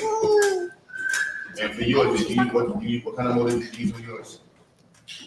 On your robot, you know? Yeah, stepper motors. Yeah, all you stepper motors? This is your first time using at this level. Do you think you're going to be way more advanced by December with your projects and your coding skills? Yes. Do you think, now, and pushing you into STEM, how do you feel about the community pushing, and specifically Mr. Q and everybody pushing y'all into STEM, engineering, doctorate, engineering? How does that make you feel? I feel like it's mostly important for us women, especially as Black women, to be encouraged to do something other than nursing, other than things that we're typically known for doing. So I think that's very important, and I feel like it's the next big thing. This is the future, and yeah. And so you also 3D printed some stuff as well. So all of you know how to use Tinkercad and able to use CAD skills. So right now, all three of you can design something from scratch with CAD. All three of you are familiar with microcontrollers, specifically Arduino Uno. Yeah, you guys are more comfortable with it, huh, Anissa? Let me ask you something. During the science fair, do you find that students work more and are motivated to work more naturally or less? We're motivated to work more. We were talking about this yesterday. I feel like we're motivated to work more because we know that we're creating something. And I feel like, but you said the highest aspect of intelligence is creativity. So I think that's great. And I feel like that's mostly what helps us, what motivates us, what pushes us. So yeah. How do you feel about the creativity? I saw you get a little upset with you try to make one robot the first one, right? And that robot was a little different. So you're still gonna finish that one? Yeah. Now, did you ever think that you would be making robots? Do you know how much a person who does automation technology makes? No. Are you gonna look it up? How much? Huh? How much? About 150 to 200,000 a year. And you know when most people say they're gonna lose their job to AI? It's because somebody like you made a robot to replace them. So would you like to be on the side of replacing people? I know that sounds messed up. I'm sorry. I had to word it like that. I'm just being honest. And so now, lastly, so I know, can you see yourself next year working on projects that are involved in labor and delivery? Yeah, I see my hydraulic lift as something to do with the medical field too, because I think some of the code that you use and the way you set up your screen, they also use it for the hospital bed, right? yeah, they also use it like to transfer patients with wheelchairs. Like, when you get on the bus, the MTA bus, and they pull out, yeah, they pull out the that platform for them to slide up on. Yeah. So it sounds like we're gonna have some students doing research on labor and delivery technology. Is that what we're talking about? And what about you? Can you see yourself doing something for real estate technology? And is that something you can think about before December, trying to work on something that's involved with real estate? Yeah. There's droning, there's aerial design, there's sinographic for mineral rights detection. There's a whole bunch of things you can do, assessing of houses, structural engineering. Like, there's a lot of things that you can do that align with real estate and engineering. Engineering goes with every single thing. There's not a field that you can think of that doesn't include engineering. All right? So ladies, anything lastly I want to say to the future, like Black people in the community? Well, how can the community support y'all more? How can the community support us more? They can send more females, more women to our program. We need more women, Black women in STEM fields. I feel like they can also donate to us. They can also donate to us, and that's pretty much it. Thank you for the support and supporting us. I feel a way that they could support us is, showing out for the community. Not a lot of people, they really not into STEM and stuff like that. And when they see somebody, like me or like us involved in STEM, they're like, oh, that's nerdy or whatever. It's not really nerdy. It's more like understanding of how things work. It's the real cool. The real cool. And this is part of changing the faces of STEM. Y'all look like what cool looks like. And y'all are also highly educated and involved in STEM. And this is what changing the faces of STEM looks like.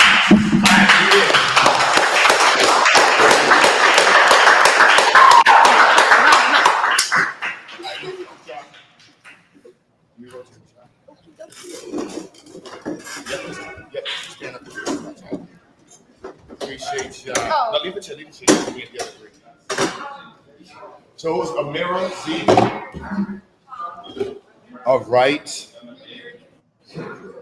All right. So we have let me bring up my young brother right here, Messiah.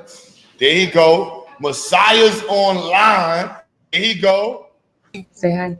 Hi. Go ahead and introduce yourself. What's your name? Hi, my name is Messiah Hicks. How old are you? I'm 6 years And old. what grade are you? I'm in kindergarten. So today we're going to be presenting your slides. Go ahead. Today I'm going to be presenting my slides. Okay, you ready? Okay, let's share your screen. Wait, how are you doing now on your laptop? And oh wait, your laptop. It's okay. Okay, go ahead. Okay, Messiah is a bird feeder. Because you'll do the picture. Okay, go ahead. Miss Stella encouraged me. I like nature. No. What? Who encouraged you to make this project? Now go ahead and read it. Miss Stella encouraged me. I like nature, so I was very happy to do this project. Explain this project. Go ahead. This is a bird feeder. This gives bird food and water. This makes it easier for birds to access food and water. Materials used to make this project. What you use? Popsicle sticks, hot glue, paint, strings, cardboard, half of a plastic bottle, bread, and peanuts. Mm-hmm.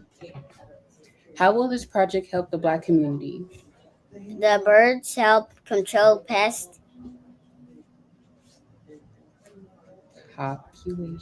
Populations mm-hmm. that help seeds spread and grow in different areas. What was the process to making this project?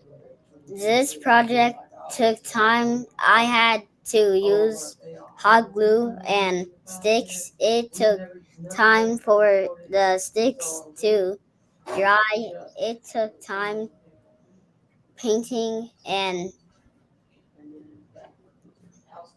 letting the glue dry. The science behind this project. The project. Go ahead. The studies show that feeders can aid.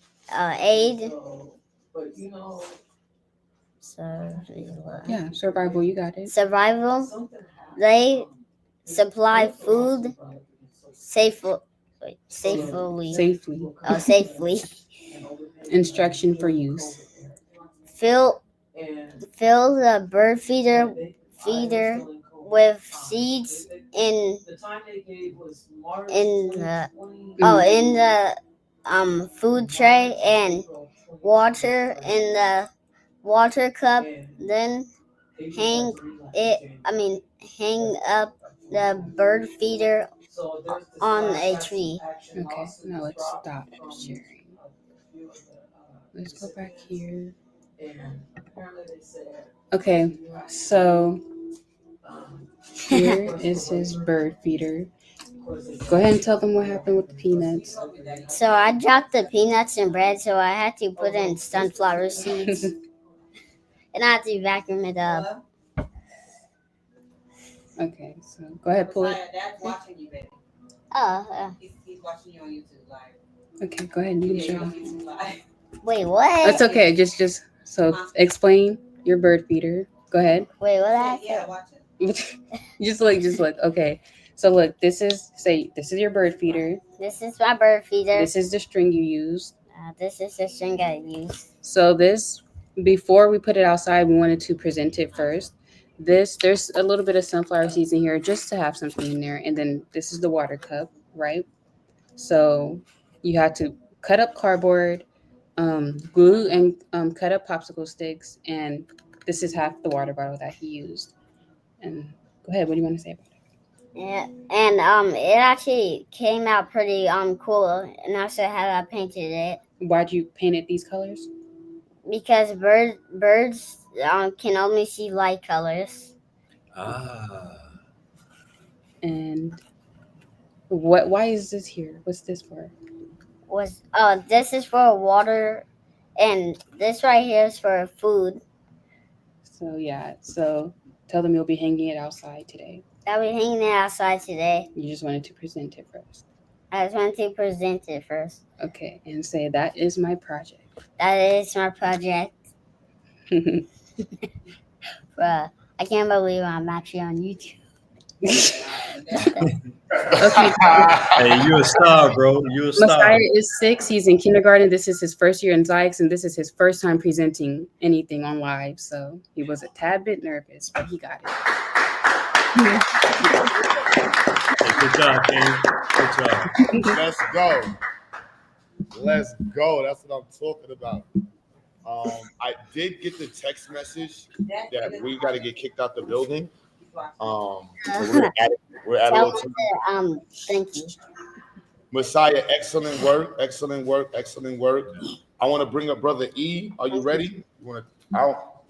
Yeah. I don't know. Identity withheld. I don't know how identity withheld gonna do the identity withheld the way he. It's on you, E. I don't. You got to give me a thumbs up so I know you good.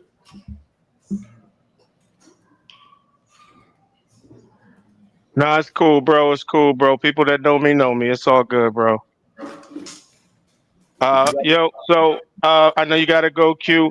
I apologize for coming in so late. I'm actually in the lab right now, working on STEM, people, working on STEM. Once you get in it, you will be working for life. It's definitely an honor to actually be part of this team. I've been looking for somebody like Q to actually bring back my expertise. For those who don't know, I am in the engineering field. I'm an electrical engineer by trade or by career, not trade, but by career.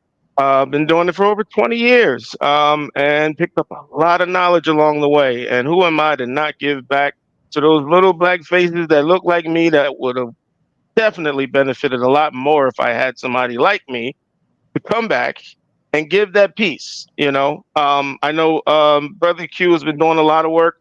I know he actually thanks me for my support, but you understand, bro. This is about the kids. I just really want to just make sure they get every opportunity to do well in this world. All things considered, this is a tough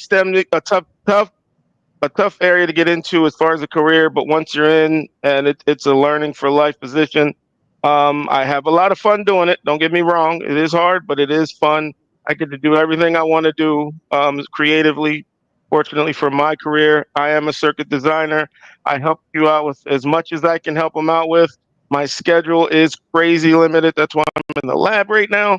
And Q, you don't know this, but the time that I use for the kids, I actually have to make it up on the weekends, but that's okay because that's the sacrifice I make to actually make sure they get me as many times as they can get me. Hopefully I can support more in the future. Like I said, my schedule's crazy, but I do find time to make time for the babies and the kids, man.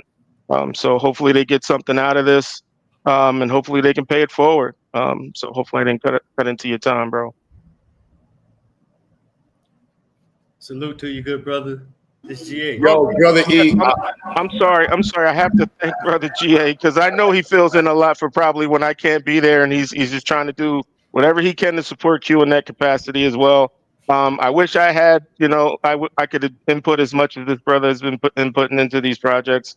But I try to find time as best I can. Hopefully I can get more in the future. But up to this point, man, it's been great working with both of you guys as well as the kids. The kids have been amazing. I'm not going to single anybody out because I love them all. I just love to give back to them and, brighten their eyes on some of the things they may not have thought about, but at least spark that idea for them to investigate later. Like that to me is a big deal of how I got to where I am. That curiosity kind of came from within, but it would have came a lot earlier if someone actually showed me the way. So yeah. No, Brother Eric, and that's like to bring that back home. I want you to understand. So I have some of the people in North Carolina watching. Shout out to Dr. Carr. Shout out to Brother Robert. Where you at? And these are some of the professors, because it's the question is asked, like, how are you going to get this STEM program? And it's not easy finding professors and people who are willing to be involved. But once you find them, you know what it's like walking into some of these places. Like, no, we have an electrical engineer who's on our staff. No, we have a software engineer. No, we have a chemical engineer. They're like, where did you find black people who are pro-black, who are engineers? Where did you? And when I tell these Asian people, yo, they be looking at me like, I'm like, no, we have an electrical engineer. No, we have one already. No, 20-year experience. No, they're not. They do this by trade. Completely changes the ball game. Completely changes the ball game, and I can't wait to like really level this up and then be able to show this working from Brooklyn to North Carolina. I want everybody to understand that we can do. And technically, Brother GA wants us to expand to Houston. We're trying to make that a reality this month. Once he's settled up in Houston, and I'm going to be planning a flight to Houston in June, maybe late June or July. And if we can make this work, even if it's a small space in Houston, there's no reason why we can't do this. There's no reason. So let's keep pushing the threshold, and let's make sure that with this everyday thing about how we can level up. I want to bring Aubrey up, and then I'm going to discuss the brothers here. Sister Aubrey, are you there? Aubrey, are you there? There she go. That's my little right there. Oh, let's go, Aubrey. It's showtime. I hope I don't have to answer the question. Am I your favorite student? I can't say that. I love them all. I'm sorry. Go ahead, Aubrey. We only got five. You ready, sis? Yeah. But I mean, I'm gonna be honest, like, I didn't get to finish. But it is good to come on here and still do it without like just hiding under the covers, scared and afraid. Like, it's better to just come on here. Because I'm gonna feel very guilty. I already feel guilty anyway. Because you were supposed to start your project like a month ago. I'm sorry, Aubrey. I'm sorry. I didn't mean to say that, Aubrey. That was a teacher statement. I'm sorry, Aubrey. Careful, Q. I'm sorry. My bad. I didn't mean to say that. No, Aubrey is Aubrey is a superstar already. So some of the students, and I'll be honest with y'all, I don't know how to create the schedule smooth. If you ask any administrator, doing one science fair is like, I don't know how to do it. We do 2 science fairs a year. The parents are like, Mr. Q, again? The children like, but if y'all notice, they act differently when they're doing science stuff. It's a complete different student. Like, they leave 2 in the morning, 1 in the morning. Aubrey is like, Mr. Q, shut up and get out. I want to work on my project. So we want to fill this up. So you got it. I guess I'll start with my presentation, but I'm gonna see if the fan works with the battery. And it works.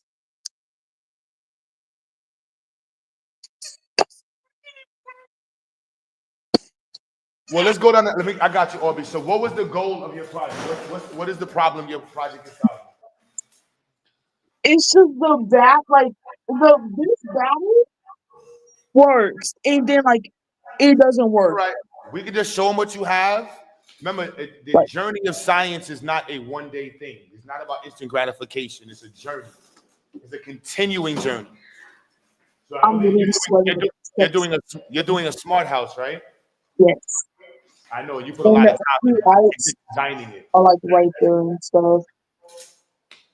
Now that you need a resistor, like you can't just put an LD on it. And I didn't know that. So yeah. What do you mean you didn't know that? Go ahead.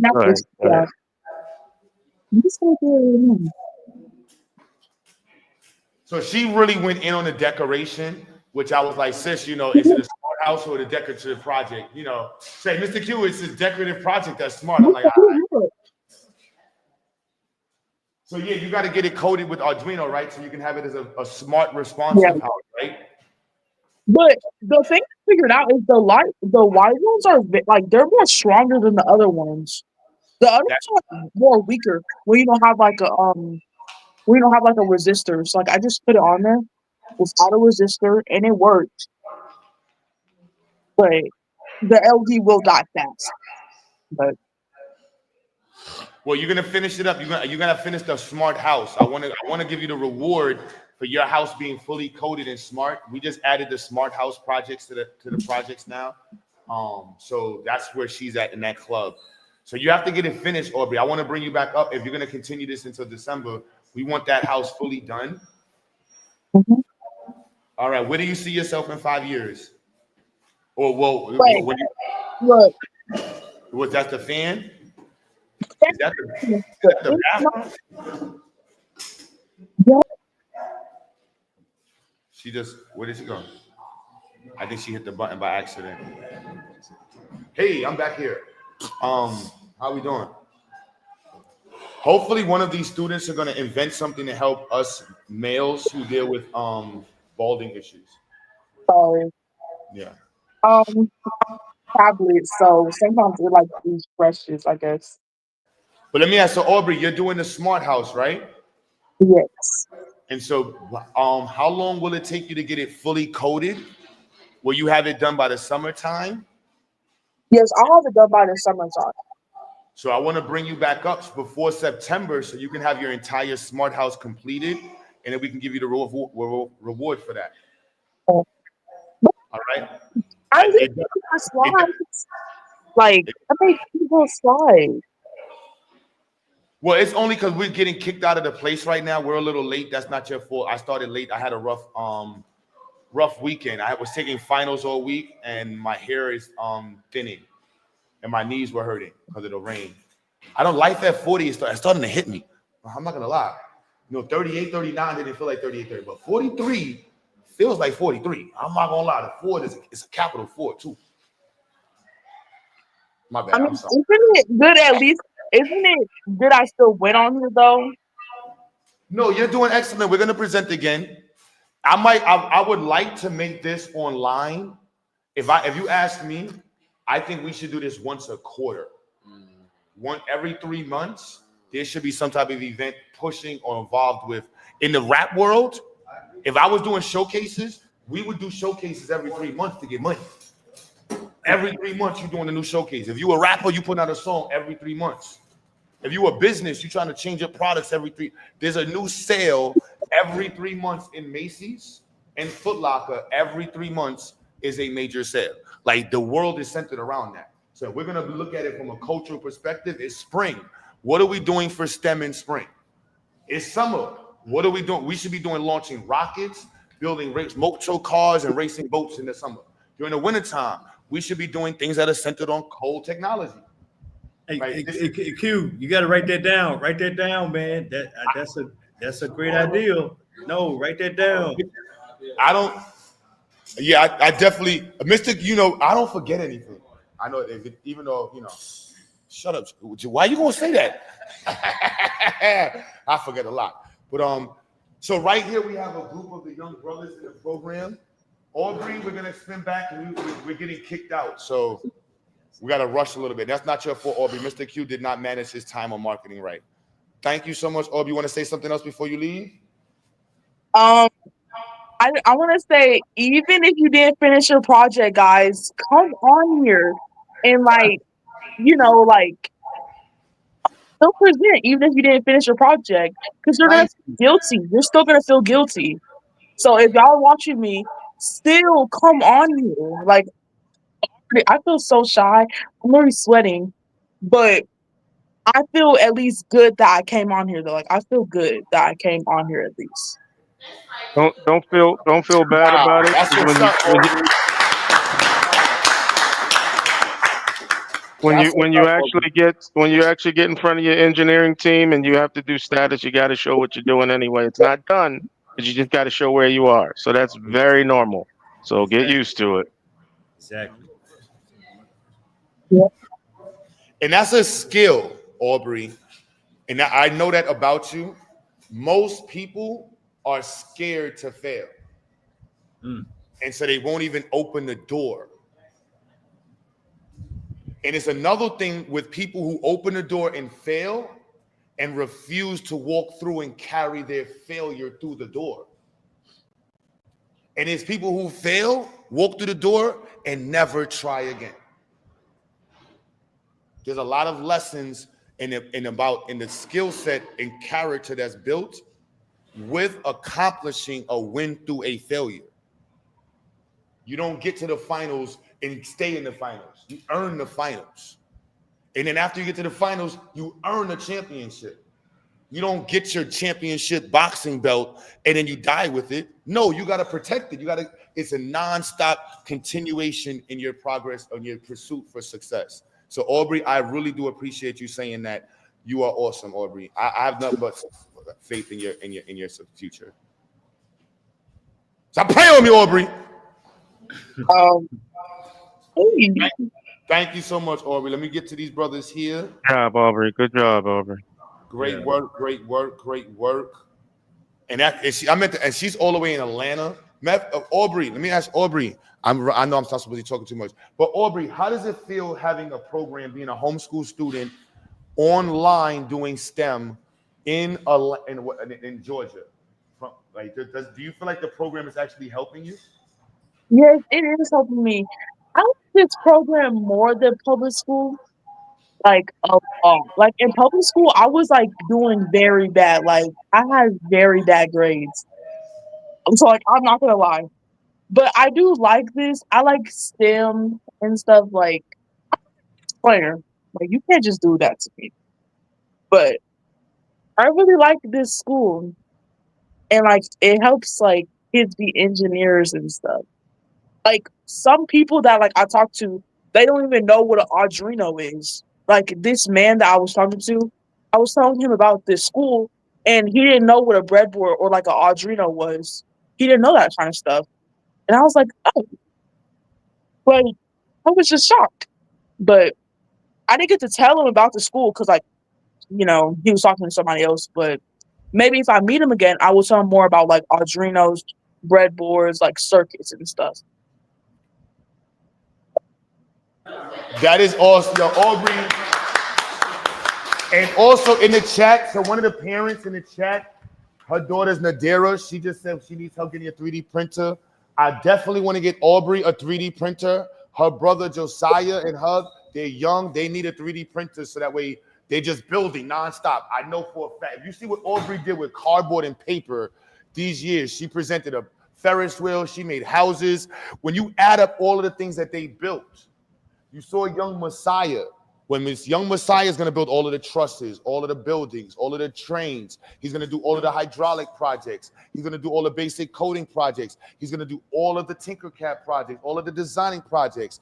By the time he's 15, his skill set is going to be unparalleled. You have to go to Asia in certain countries to get his level of skill set. That's what we're going for.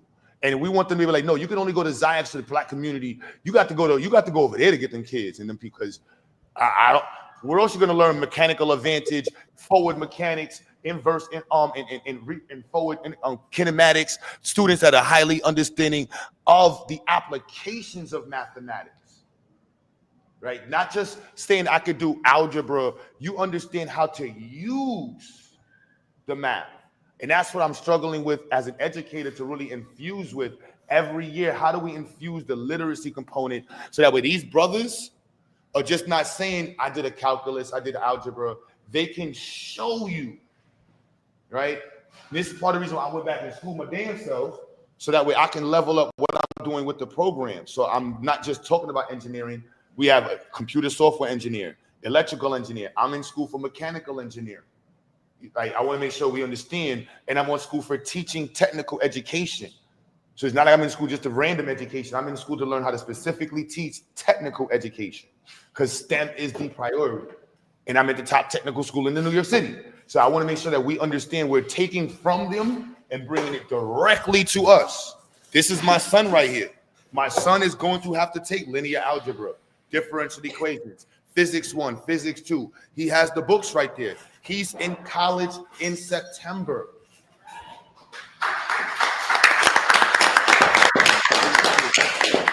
Everything's right. He, I believe, hopefully is going to be doing mechanical engineering as well in the same school I'm in, or better.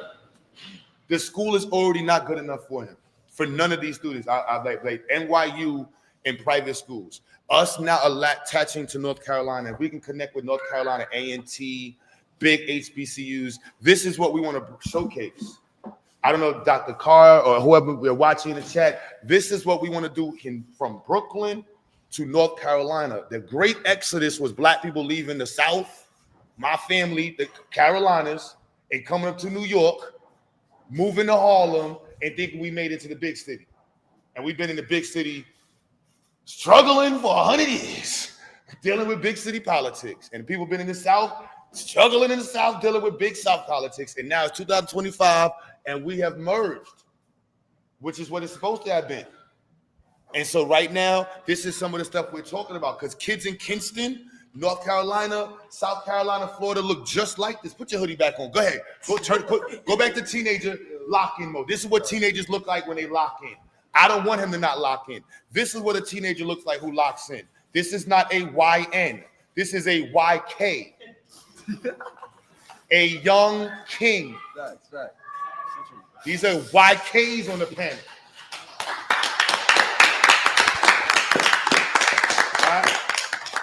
Yeah, YK, right here, this brother. I need to make sure you got 4 years. 2 years on one degree, 2 years on the other one. The 2-year degree, his father's right there. We're promising his dad. 2 years, he needs to be at the $80,000 club. 100,000 better. But a 2-year degree in New York City Tech, he's going to be at the 80,000. You know what that does for his family? You know what this does? My son, at 19, nobody in my family made no money at 18 years old. My father was in Vietnam killing Vietnamese people. My grandfather was in Korea killing Korean people. And my great-grandfather was killing somebody in somebody else's country at 18 years old. He will be in an engineering program en route to making $100,000 by 19 to 21 years old. Completely unchanging my family's background demographic. I want to understand the 3 girls you just saw up here. When we do this in North Carolina, you're taking children who are in areas where the entire city the average income is $20,000 in some areas in the South. An adult, 30, 40 years old, making $20,000 a year with 3 kids. That is not poverty. That is a death sentence. In America, that is a death sentence. And I just want to be clear, we're surviving it, but that's not what it's supposed to look like. So I'm going to shut up and let them talk. So go ahead, come on. What are we working on? How do you feel about STEM? They're kicking us out the building. Y'all don't see what's going on online. They're emptying the building. And I'm telling you, we're getting ready to go. But online, y'all look good. Let's go. And Brother Damo's going to come on after them.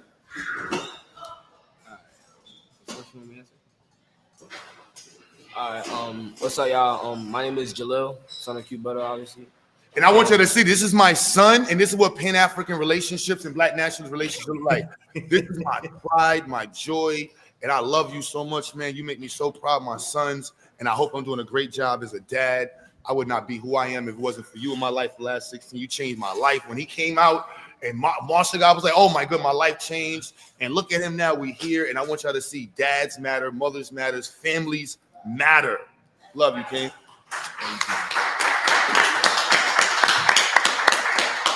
That's what's up. That's what's up. You good? All right. Like I said before, my name is Jalil.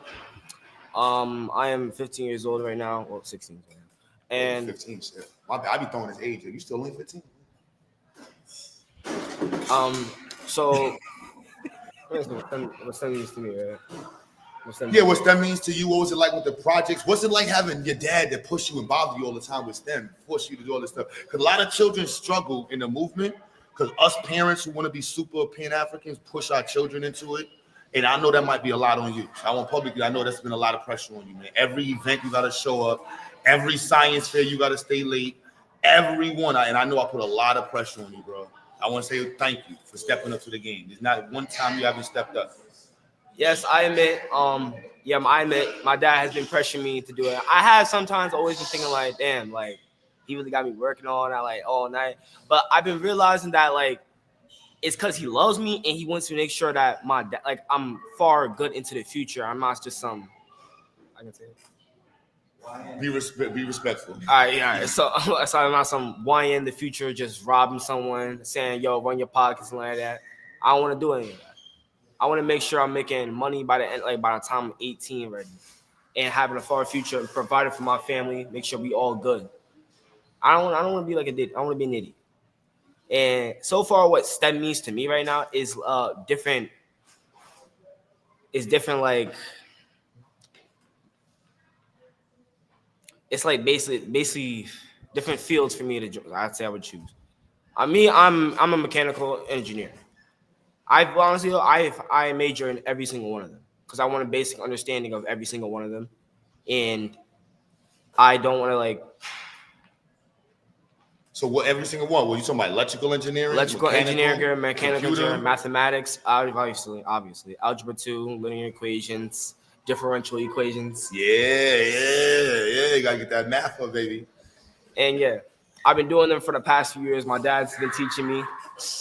And you're a good teacher, by the way. I can do better. I gotta be better. You can do better. Yeah, you can do better. I can do better. I will do better. Yeah, okay. And what I see, honestly, for that class question, what I see myself in 5 years. Where do you see yourself? Where do I see myself? Honestly, at first, I was thinking about how I don't know how to answer the question because a lot of kids don't know where they're going to be at in 5 years. It's a tough thing to know. They don't know exactly where they're going to be at. Really. Yeah, my fault, that makes sense. So, but where I see myself right now is just moving forward into what I can do best. All right, I ain't mad at that. That's being a mechanical engineer. Yes. So you already see yourself as a mechanic. So what did you make as a? So I know you went and brought the car up. You didn't bring the 3D printed one. Let me see it real quick. Because I can see it over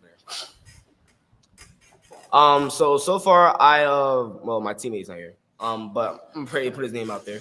I made a 3D printed car and with a 4-bar liquid system suspension. And this is not it, the 3-bar. This is a different design.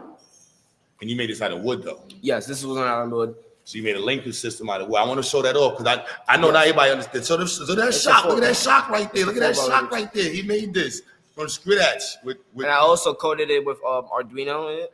There's a lot of wires, but I made another one, but we had more space in it. My friend Corey, he designed it and he helped me make everything. He designed it and I just made the pieces. So I want to give him props for everything. He's been helping me out. I've been struggling while I was making it. And I want to say thank you, Corey. So thank you, Nas, too, for helping me out. Thank you. That's teamwork makes the dream work. Exactly. That's what I'm talking about.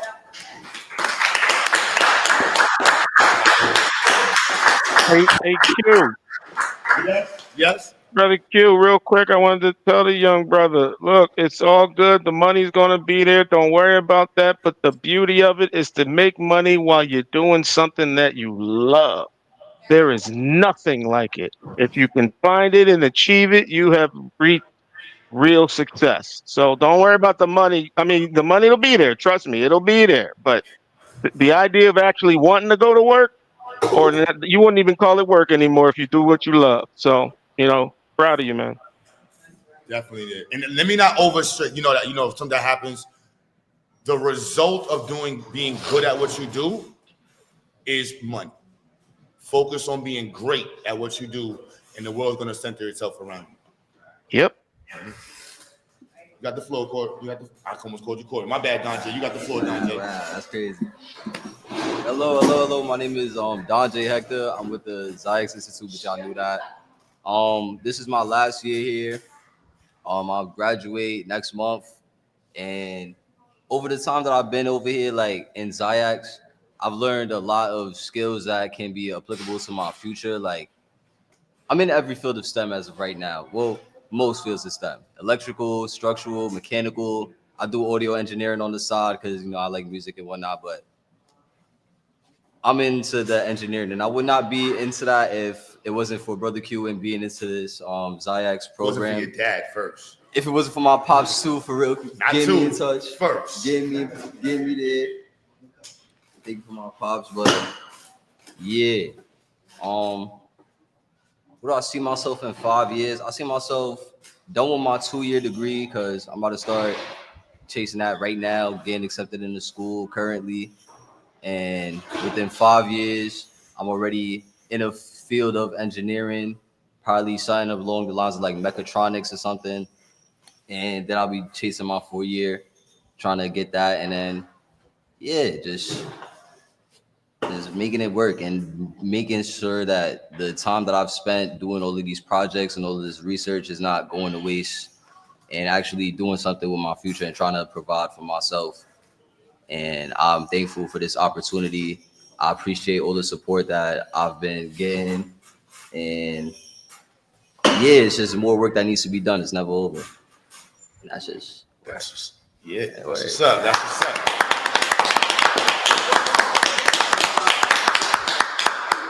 And I want to make sure it's clear. So it's been a challenge. You're taking your third time taking the SAT. It's my third time taking my SAT. I gotta do that next week. You see that? I want you to understand. So we're refining the culture in the institute to make sure we get the best out of the students, and they're producing and performing beyond on par with the other parts of the world, but also recognizing that this is what it takes to get here. And sometimes this right here is not the ceiling. It's just literally right here. City College and most community colleges around the country will accept a 16-year-old with an 850 SAT score. I got to That's gonna be clear. 800, 850, 900. Just to be clear. So if your child can get that and go to 2-year college at 16 and they're in public school, put them in community college and get done with it. Just look at it. If you think I'm lying, just look up the statistics if I'm lying. Now, with that being said, Brother David, and you got to show off his clothes, man. His father is one of the designers, one of the like Brooklyn's legendary hood clothes designer. He did everybody's shirts.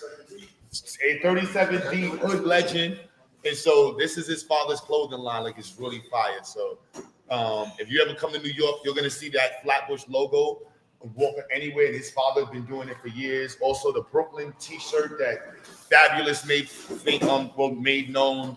His father pretty much did everybody's hood clothes that was a rapper or mixtape rapper or DJ in Brooklyn for like the last, how old am I? Yeah, like 20, 30 years. Like a good say 20, 30 years, my man been doing this, so. Oh, yeah, the transform. When they go there, that's transform. That's lock-in mode. All right, that's enough of his hairline. That's enough of his hairline.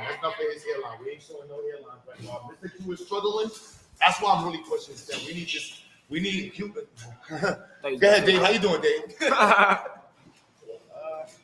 Hello, my name is David. I'm 13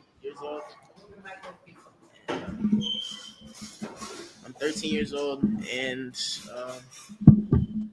my time at Zyx with everybody has actually been really well.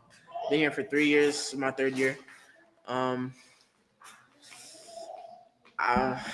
It's just like crazy to think that how far I've come in such a short time.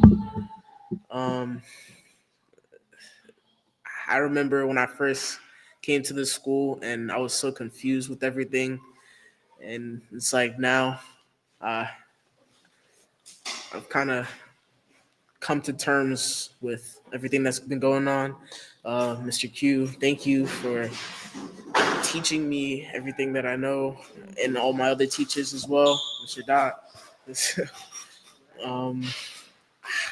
I know I can be troublesome at times. You're a teenager. I'm an adult. This is part of the world. Right now, I have a lot to learn still. I'm very young, so in 5 years, I kind of see myself in, actually, to be honest, I keep on hearing this question.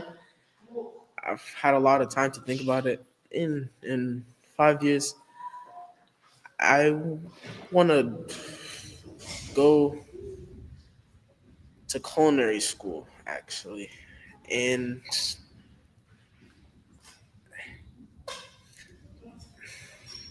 to be honest, it's a lot. I know I'm being taught a lot of engineering and STEM based stuff, and before I reach that point in my life, I most likely will be using a lot of the stuff I'm learning now in the future before I get to the point where I want to become a full-fledged chef. I don't know you. The culinary arts is the first STEM major. Don't let nobody tell you different. Agriculture and cooking were the very first STEM major. Before any other major, we were running around following animals on how to eat. We sat down and cooked. The first algorithm is a cooking recipe. Remember that. The oldest algorithm is from cooking. So culinary arts is definitely there, and food being one of the top things that lead Black people to death, diabetes and heart disease. And your engineering skill sets transverse all fields. You can make your own oven, you can make your own microwave, you can make your own thermometers, you can make your own pans, right? You can make your own food devices. Then you can also do material movement with foods. Mass food production might sound crazy, but someone invented a device with a whistle. So when the chickens look and hear the whistle, they all look up. And the mechanics, the engineer said, boom, we're gonna put the knife at the end of it, and it cuts all the chickens' heads off in one swing. That was a cook's idea. I need more chickens to cook in a certain period of time.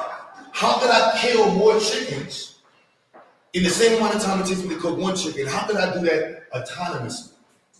You have the skill set to do that. I know it might sound crazy, but if you go look at some of these spots, when the pigs walk in, you ever see the pig farm? The pigs are killed autonomously now. There's a button that just walks in. It's a sensor, the same sensor you was looking at. It can determine when the pig enters inside of the farm. The pig's gonna make a sound. The pig looks to the left. Next thing is dead. Next thing you know, it's getting pulled out and dragged into the machine. Skin getting ripped off, getting sliced up. It's gonna end up in the supermarket a month later. Thank you, engineer. You know, so being able to apply your skill set is part of what I need to be able to do, because all skills require engineering. And cooking is one of the oldest creative engineering design. I want to create a cake that looks like this and put these things in. The creative element in cooking is still there. But at the same time, I always push you into engineering because I know a lot of us are young and we just like food.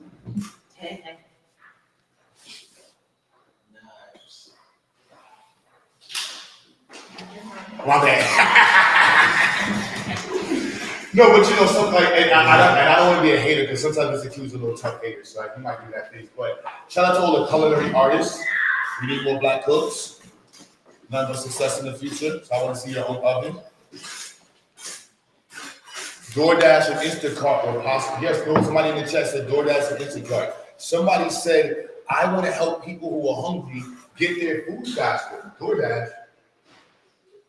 Like they never stop applying the engineering. Somebody said, how do you make fake eggs?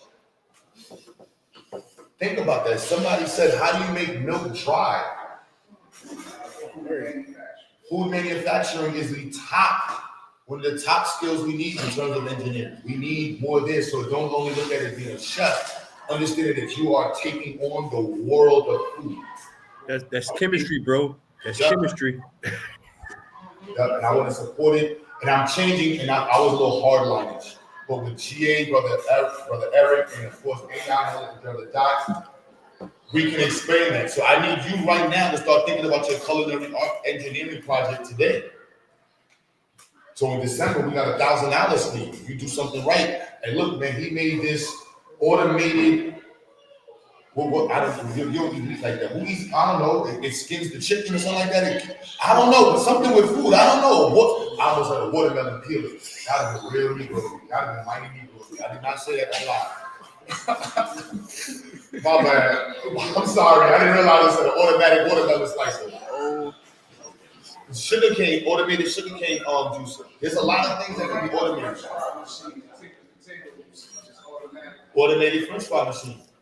Like these are things that you have the skill sets to do right now. And if you push it, it's only going to further it. Or you can look up right now what research are the what is culinary and hospital management programs are doing. Right? So great work, great work. Let me bring up Brother Damo. Brother Damo, you there? Yeah, what up? What up? What up? What's good, King? You got the flow. Yeah, let me get my this camera working.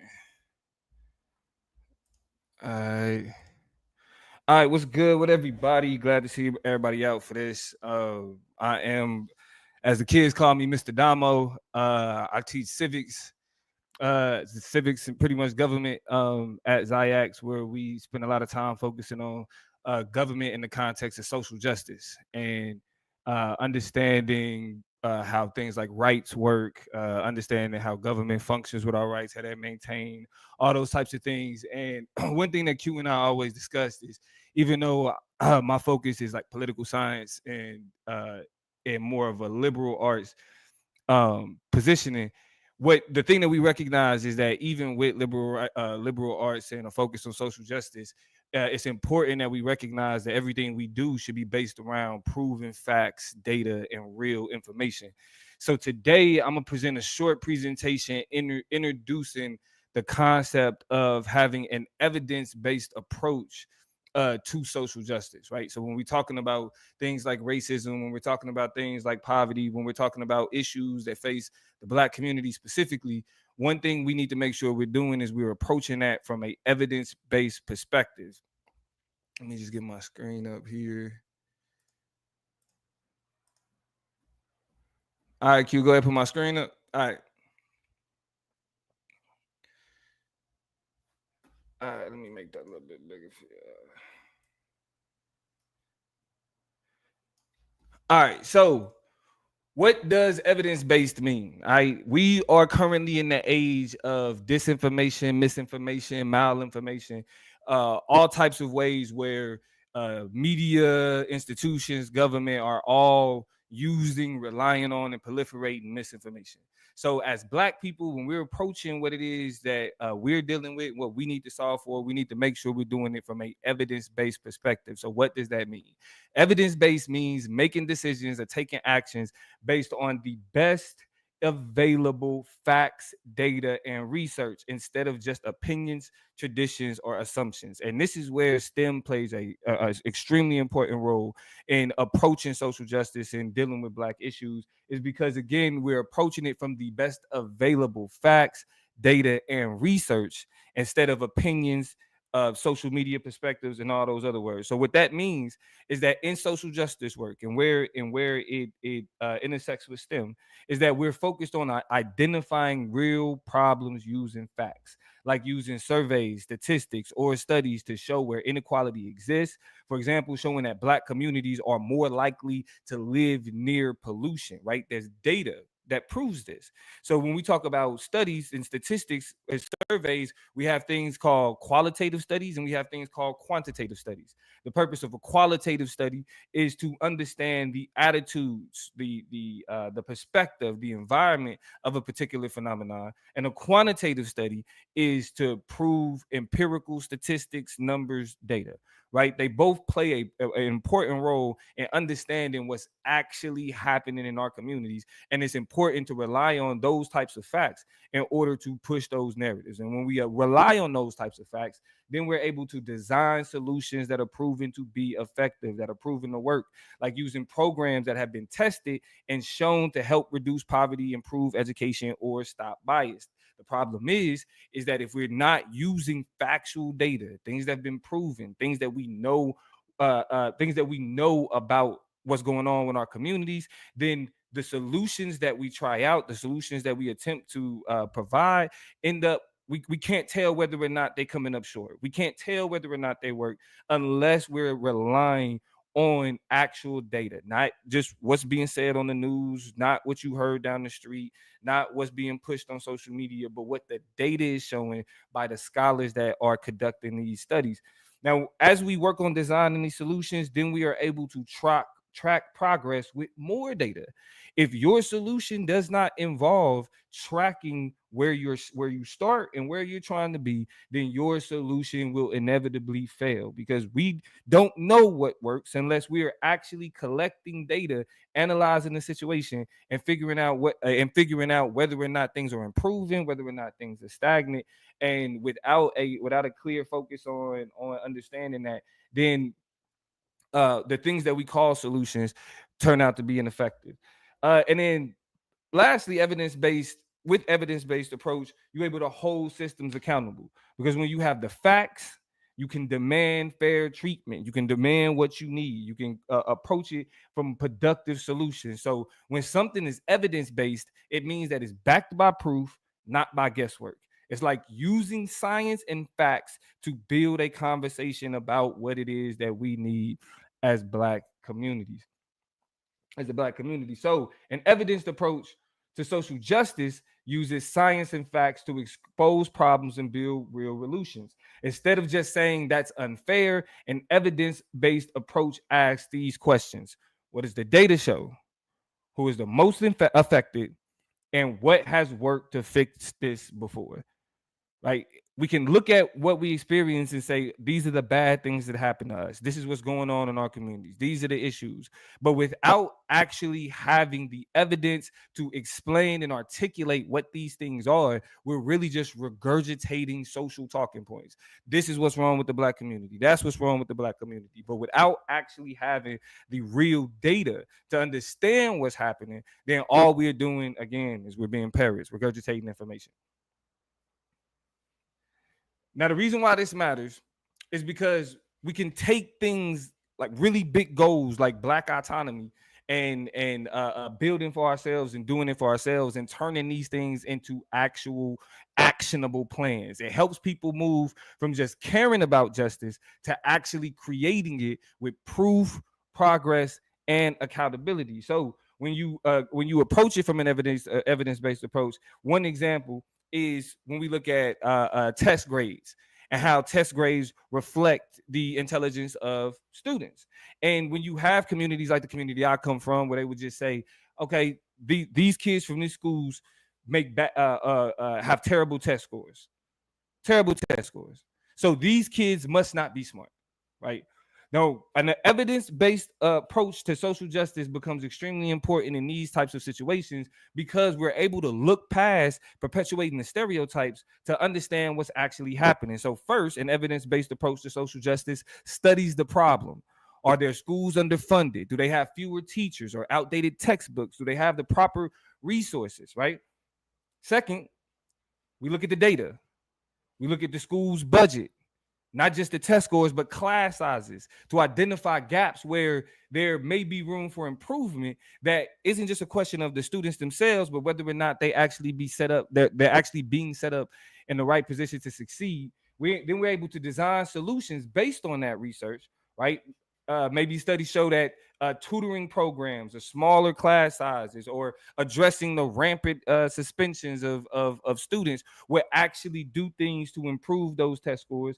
And then we're able to look and measure the results, right? After the solution is tried, we check, did the scores go up? What else did we need to change? What changed? What noticeable change was able to impact how students were able to do? And so an evidence-based approach would allow us to look beyond the ways that Black people, Black students, Black workers, Black teachers are positioned by stereotypes, and look at the actual data and see that it's not a question of our intelligence or our aptitude, but more a question of the circumstances surrounding the areas in which we're trying to succeed. And when we're able to uncover the bias, when we're able to uncover the discrimination through the numbers, through the data, then not only do we undermine the stereotypes, but like I said repeatedly, we're able to build the type of solutions that's necessary to address those things. And so why an evidence-based approach is important: one, it separates truth from myth. It allows us to see what's really going on and ignore the lies. When people say black people the problem with this, black people the problem with that, I guarantee you that there is a study or a statistics that proves that black people are being put in positions to undermine their ability to succeed at these things. And when we focus on that, when we focus on the truth, then that's how we're able to produce better results and better things what we want to see for the black community. Second, it reveals patterns, not just moments. When we see things like Black Lives Matter and we see things like people getting murdered in the street, right? Those are treated as these spectacular instances of violence. But when we're able to look at the data associated with policing, when we're able to look at the data associated with black students being over suspended, when we're able to look at the data of black women being underpaid, then we'll see it's not just an instance of one lawsuit, one viral moment, or one celebrity getting canceled. There is a pattern of normalization of discrimination, of degradation, and of undermining black progress. And so data allows us to see the normalization, not just the spectacularized moments that we see go viral every day. Third, we're able to make smarter solutions. We're able to do things that are effective and not just do things that turn our wheels. When we're able to fully understand an issue, not based on emotion or based on stereotype, then the solutions that we create out of those situations are more effective and much smarter. And it gives change staying power. When we are able to look at it and say, this is the real problem, not what's being sold, when we actually address that problem and produce better outcomes for our communities, it has a better chance of maintaining. The reason why progress for, or things that we call progress for black people, fail repeatedly is because those strategies don't address the real problem. When Malcolm X talked about a knife being in our back, if we pull that knife, if it's in our back 9 inches and you only pull it out 3, is that progress? The progress is removing that knife. And when we realize that what the real issues are, using statistics, using data, using research, using our scholars, then we're able to understand that the knife needs to be pulled completely out, which actually creates the conditions for things to heal and for things to be better. So in this age of misinformation, in this age of social media, my charge to everybody listening is that as we talk about what the black community needs, it is to our benefit to focus that conversation on evidence and evidence-based understanding of what's necessary for us to overcome the various obstacles and barriers that are presented to us in today's society. And it's the only way we can undermine the lies, the stereotypes, the way that we're pathologized, the way that we're treated, the way that they attempt to create an understanding around us is by using factual evidence. Appreciate it. Yeah, Damo. Fire. Yeah, Damo. Yeah, that's what I'm talking about. Yeah, that's what I'm talking about. Yeah, man. Yeah, y'all used to seeing Damo debate. That's how you cook. That's how you cook, Damo. Thank you. That's how you cook. Yeah, that's how you cook. That's what I'm thank you, Doc. Thank you. And that's how y'all know Damo teaches social studies, specifically civics and government at the Institute. It is an honor to have him on the team. That brother is sharp as a whistle, B. I don't know why they say sharp as a whistle. We're gonna say sharp as a what's the razor we carry in our mouth? What's the razor they used to carry in their mouth? Yeah, see. Jim Star, yeah, Jim Star. Yeah, you Jim Star sharp, son. You Jim Star sharp. That's how we you Jim Star sharp, son. Yo, yeah, Damo, appreciate it. Nah. I mean, I appreciate the opportunity, man. Y'all, as you know, I start my day out with the kids, and for me, it's been extremely enlightening. I learn from them just as much as they learn from me, and to be a part of the movement has really been an honor. So I definitely appreciate it. Nah, that's definitely yo, appreciate it. That was pretty much. We're at the end of the event. We have 2 parts left. Now, I don't want to seem like we on some mafia stuff, but the young brother here's father pretty much bought, there wasn't a huge turnout, so most of the raffle tickets was bought by one person. So he won. So the young brother right here, let them see, tell them your name, what age you are. So just so y'all know in the chat, this is Regular Joe's son. We're going to jump him, bro. If you have, no, you stop. But go ahead, bro. Let them know what grade you in. So my name's Joseph Thorpe. I'm in 8th grade. About to graduate. Thorne. Joseph Thorne. Thorpe. Thorne. Alright. I'm about to graduate to high school next month. And my dad bought 200 tickets, raffle tickets. He gets something like that. He got some decent amount of Hey, shout out to Regular Joe. Shout Is out that to Regular Joe. RJP? Is that's little RJP? That's little RJP right there. That's little RJP. Hold up. There's no Regular Joe right there. Hey, boy. Regular Joe is in That's the that building. And his son got the 3D printer. It's an Ender 3D printer, so get you into the world of building and designing.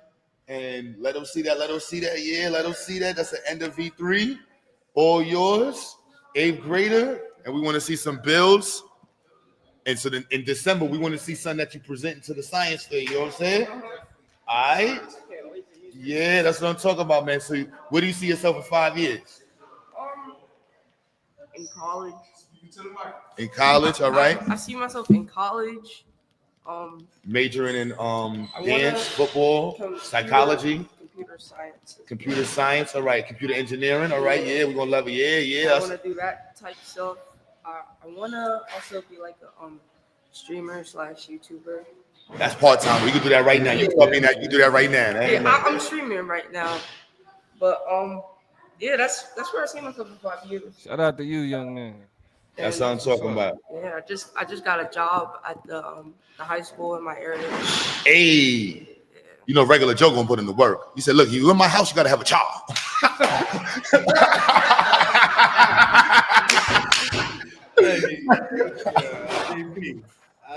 Very good, very good, man. Proud of you, proud of your father. Talks about you all the time, man. Great work. You got a dope father, man. Great work, great work. Come on, little man. You want to? Come on now, come on now. You look at me, Mr. Q. I don't even know you. I don't even know who you are, Mr. Q. Look, you won the plane, man. You just gotta say hi, man. They say I'm a future engineer. Kasir, come here. I know I'm alone. That's why I called my son. That's why I called my son for security. Kasir, now I'm messing. Come on, come on. There's a new student. Hopefully, he's gonna be a student in our program. You won the plane? You got the plane? You gonna be a future doctor or engineer? You don't come here, look at it, come over here, talk to the people. Just tell your mommy, say, "Mommy, I love you." All right. Now I see you. I can see you as a. Let me see. Hold on. I think camera. Does he? Oh my goodness. Mechatronics engineer. You like Transformers? You like Optimus Prime? You know how he transforms? You could make one in real life, yo. You know that? He looking at you like, who is Optimus Prime? By building your mind, we're gonna show you how to do it, and you can make a real life Optimus Prime transform. Not. My bad. I hate y'all generation. I'm saying it, and I'm thinking about Optimus Prime transform. Let's use. I know. What's the other? A Bumblebee. Bumblebee. We're not gonna say Transformer or Optimus Prime. I'm sorry. Those terms have been co-opted. I'm sorry. But engineer, doctor, can you show them what you got? Lift it up. Let them see. Hey, you got that? So all you got to do is say, "I'm a future doctor or engineer." Which one you want to say? I'm a future doctor. I'm a future engineer. Which one you want to say? Which one you want to say? Hey, just say you the engineer future. Or doctor. Which one you can you see? The future. You can see yourself doing surgery, being a doctor. How about making transformers and toys and big machines? You can see yourself doing that? You don't know? All right, close your eyes real quick and say, "I'm a doctor." Okay, close your eyes. You picture yourself with your doctor suit. Close your eyes, good. You own a hospital. Say, "I own a hospital." Yeah, say, "I own a hospital." Yeah, say, "I own a hospital." Close your eyes. It's your imagination. You got to start in your imagination first. You got to picture yourself being the owner of a hospital. You don't know how to close your eyes? Let me show you. I'm going to do it with you. Look, I'm going to close my eyes and say, "I'm going to build a school for black kids to be superstars." See? I'm going to be a super engineer. I'm gonna be a superhero who makes things that saves the world a better place. You want to be a superhero who makes the world a better place? Yes! Yes! Yes! I'm talking about. You know who makes the world a better place? Engineers. Give me a high five. Give me a high five. Yes! Yes! Give me another high five. Punch my hand. Punch it. Punch it hard. Punch it hard. I'm an engineer. Engineer. Say engineer. Say it like engineer. Say, how about doctor? Science. Say science. I'll give you $1 if you say scientist. $2 if you say scientist. More money than that. You got money in that? Yeah, how much money is going to take for you to say scientist? So I just want you to say, because they all want you to say scientist, man. And mommy will see you say you're a scientist or a doctor or engineer. So one of those things. And thank you. He said engineer. Yes. Yes. That's 30. Oh. Yeah, he didn't say he had more money than that. He can't be bought. I don't have any. What I got over here? See, I got $1. I got $1. This is here. That's yours. Put that in your pocket. Add that. This is, put it with your pocket. Just put it whatever you got. You got an airplane in that. Put it with your pocket. Look, they got another $1 for you right there. And we got $5 over there for you. You got 7. Say it one more time for the camera so we can end this show. Look. See, you already get paid on STEM. See? You just got to say it again. Now you got to say now you got to tell I am an engineer. Say I am an engineer. Look at the camera. Look at the camera. Say I am an engineer. Say it louder. I am an engineer. My bad. I'm sorry. My bad. Come on, say it strong. I am an engineer. Ah, karate chop.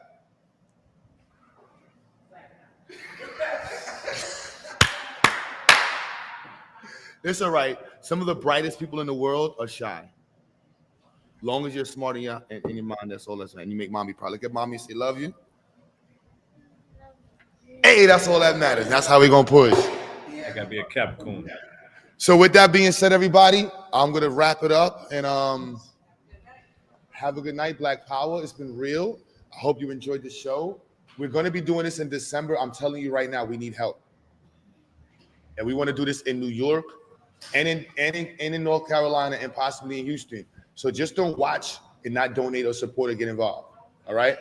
Get involved. Get involved. Get involved. All right? So with that being said, Black Power, Black Power, Black Power. I appreciate you, love you from here to here, wherever you are. Keep pushing, keep pushing, keep pushing. This was the ZyX 2025 STEM Expo and Science Fair. We'll see you in December. Please spread the news. Black Power.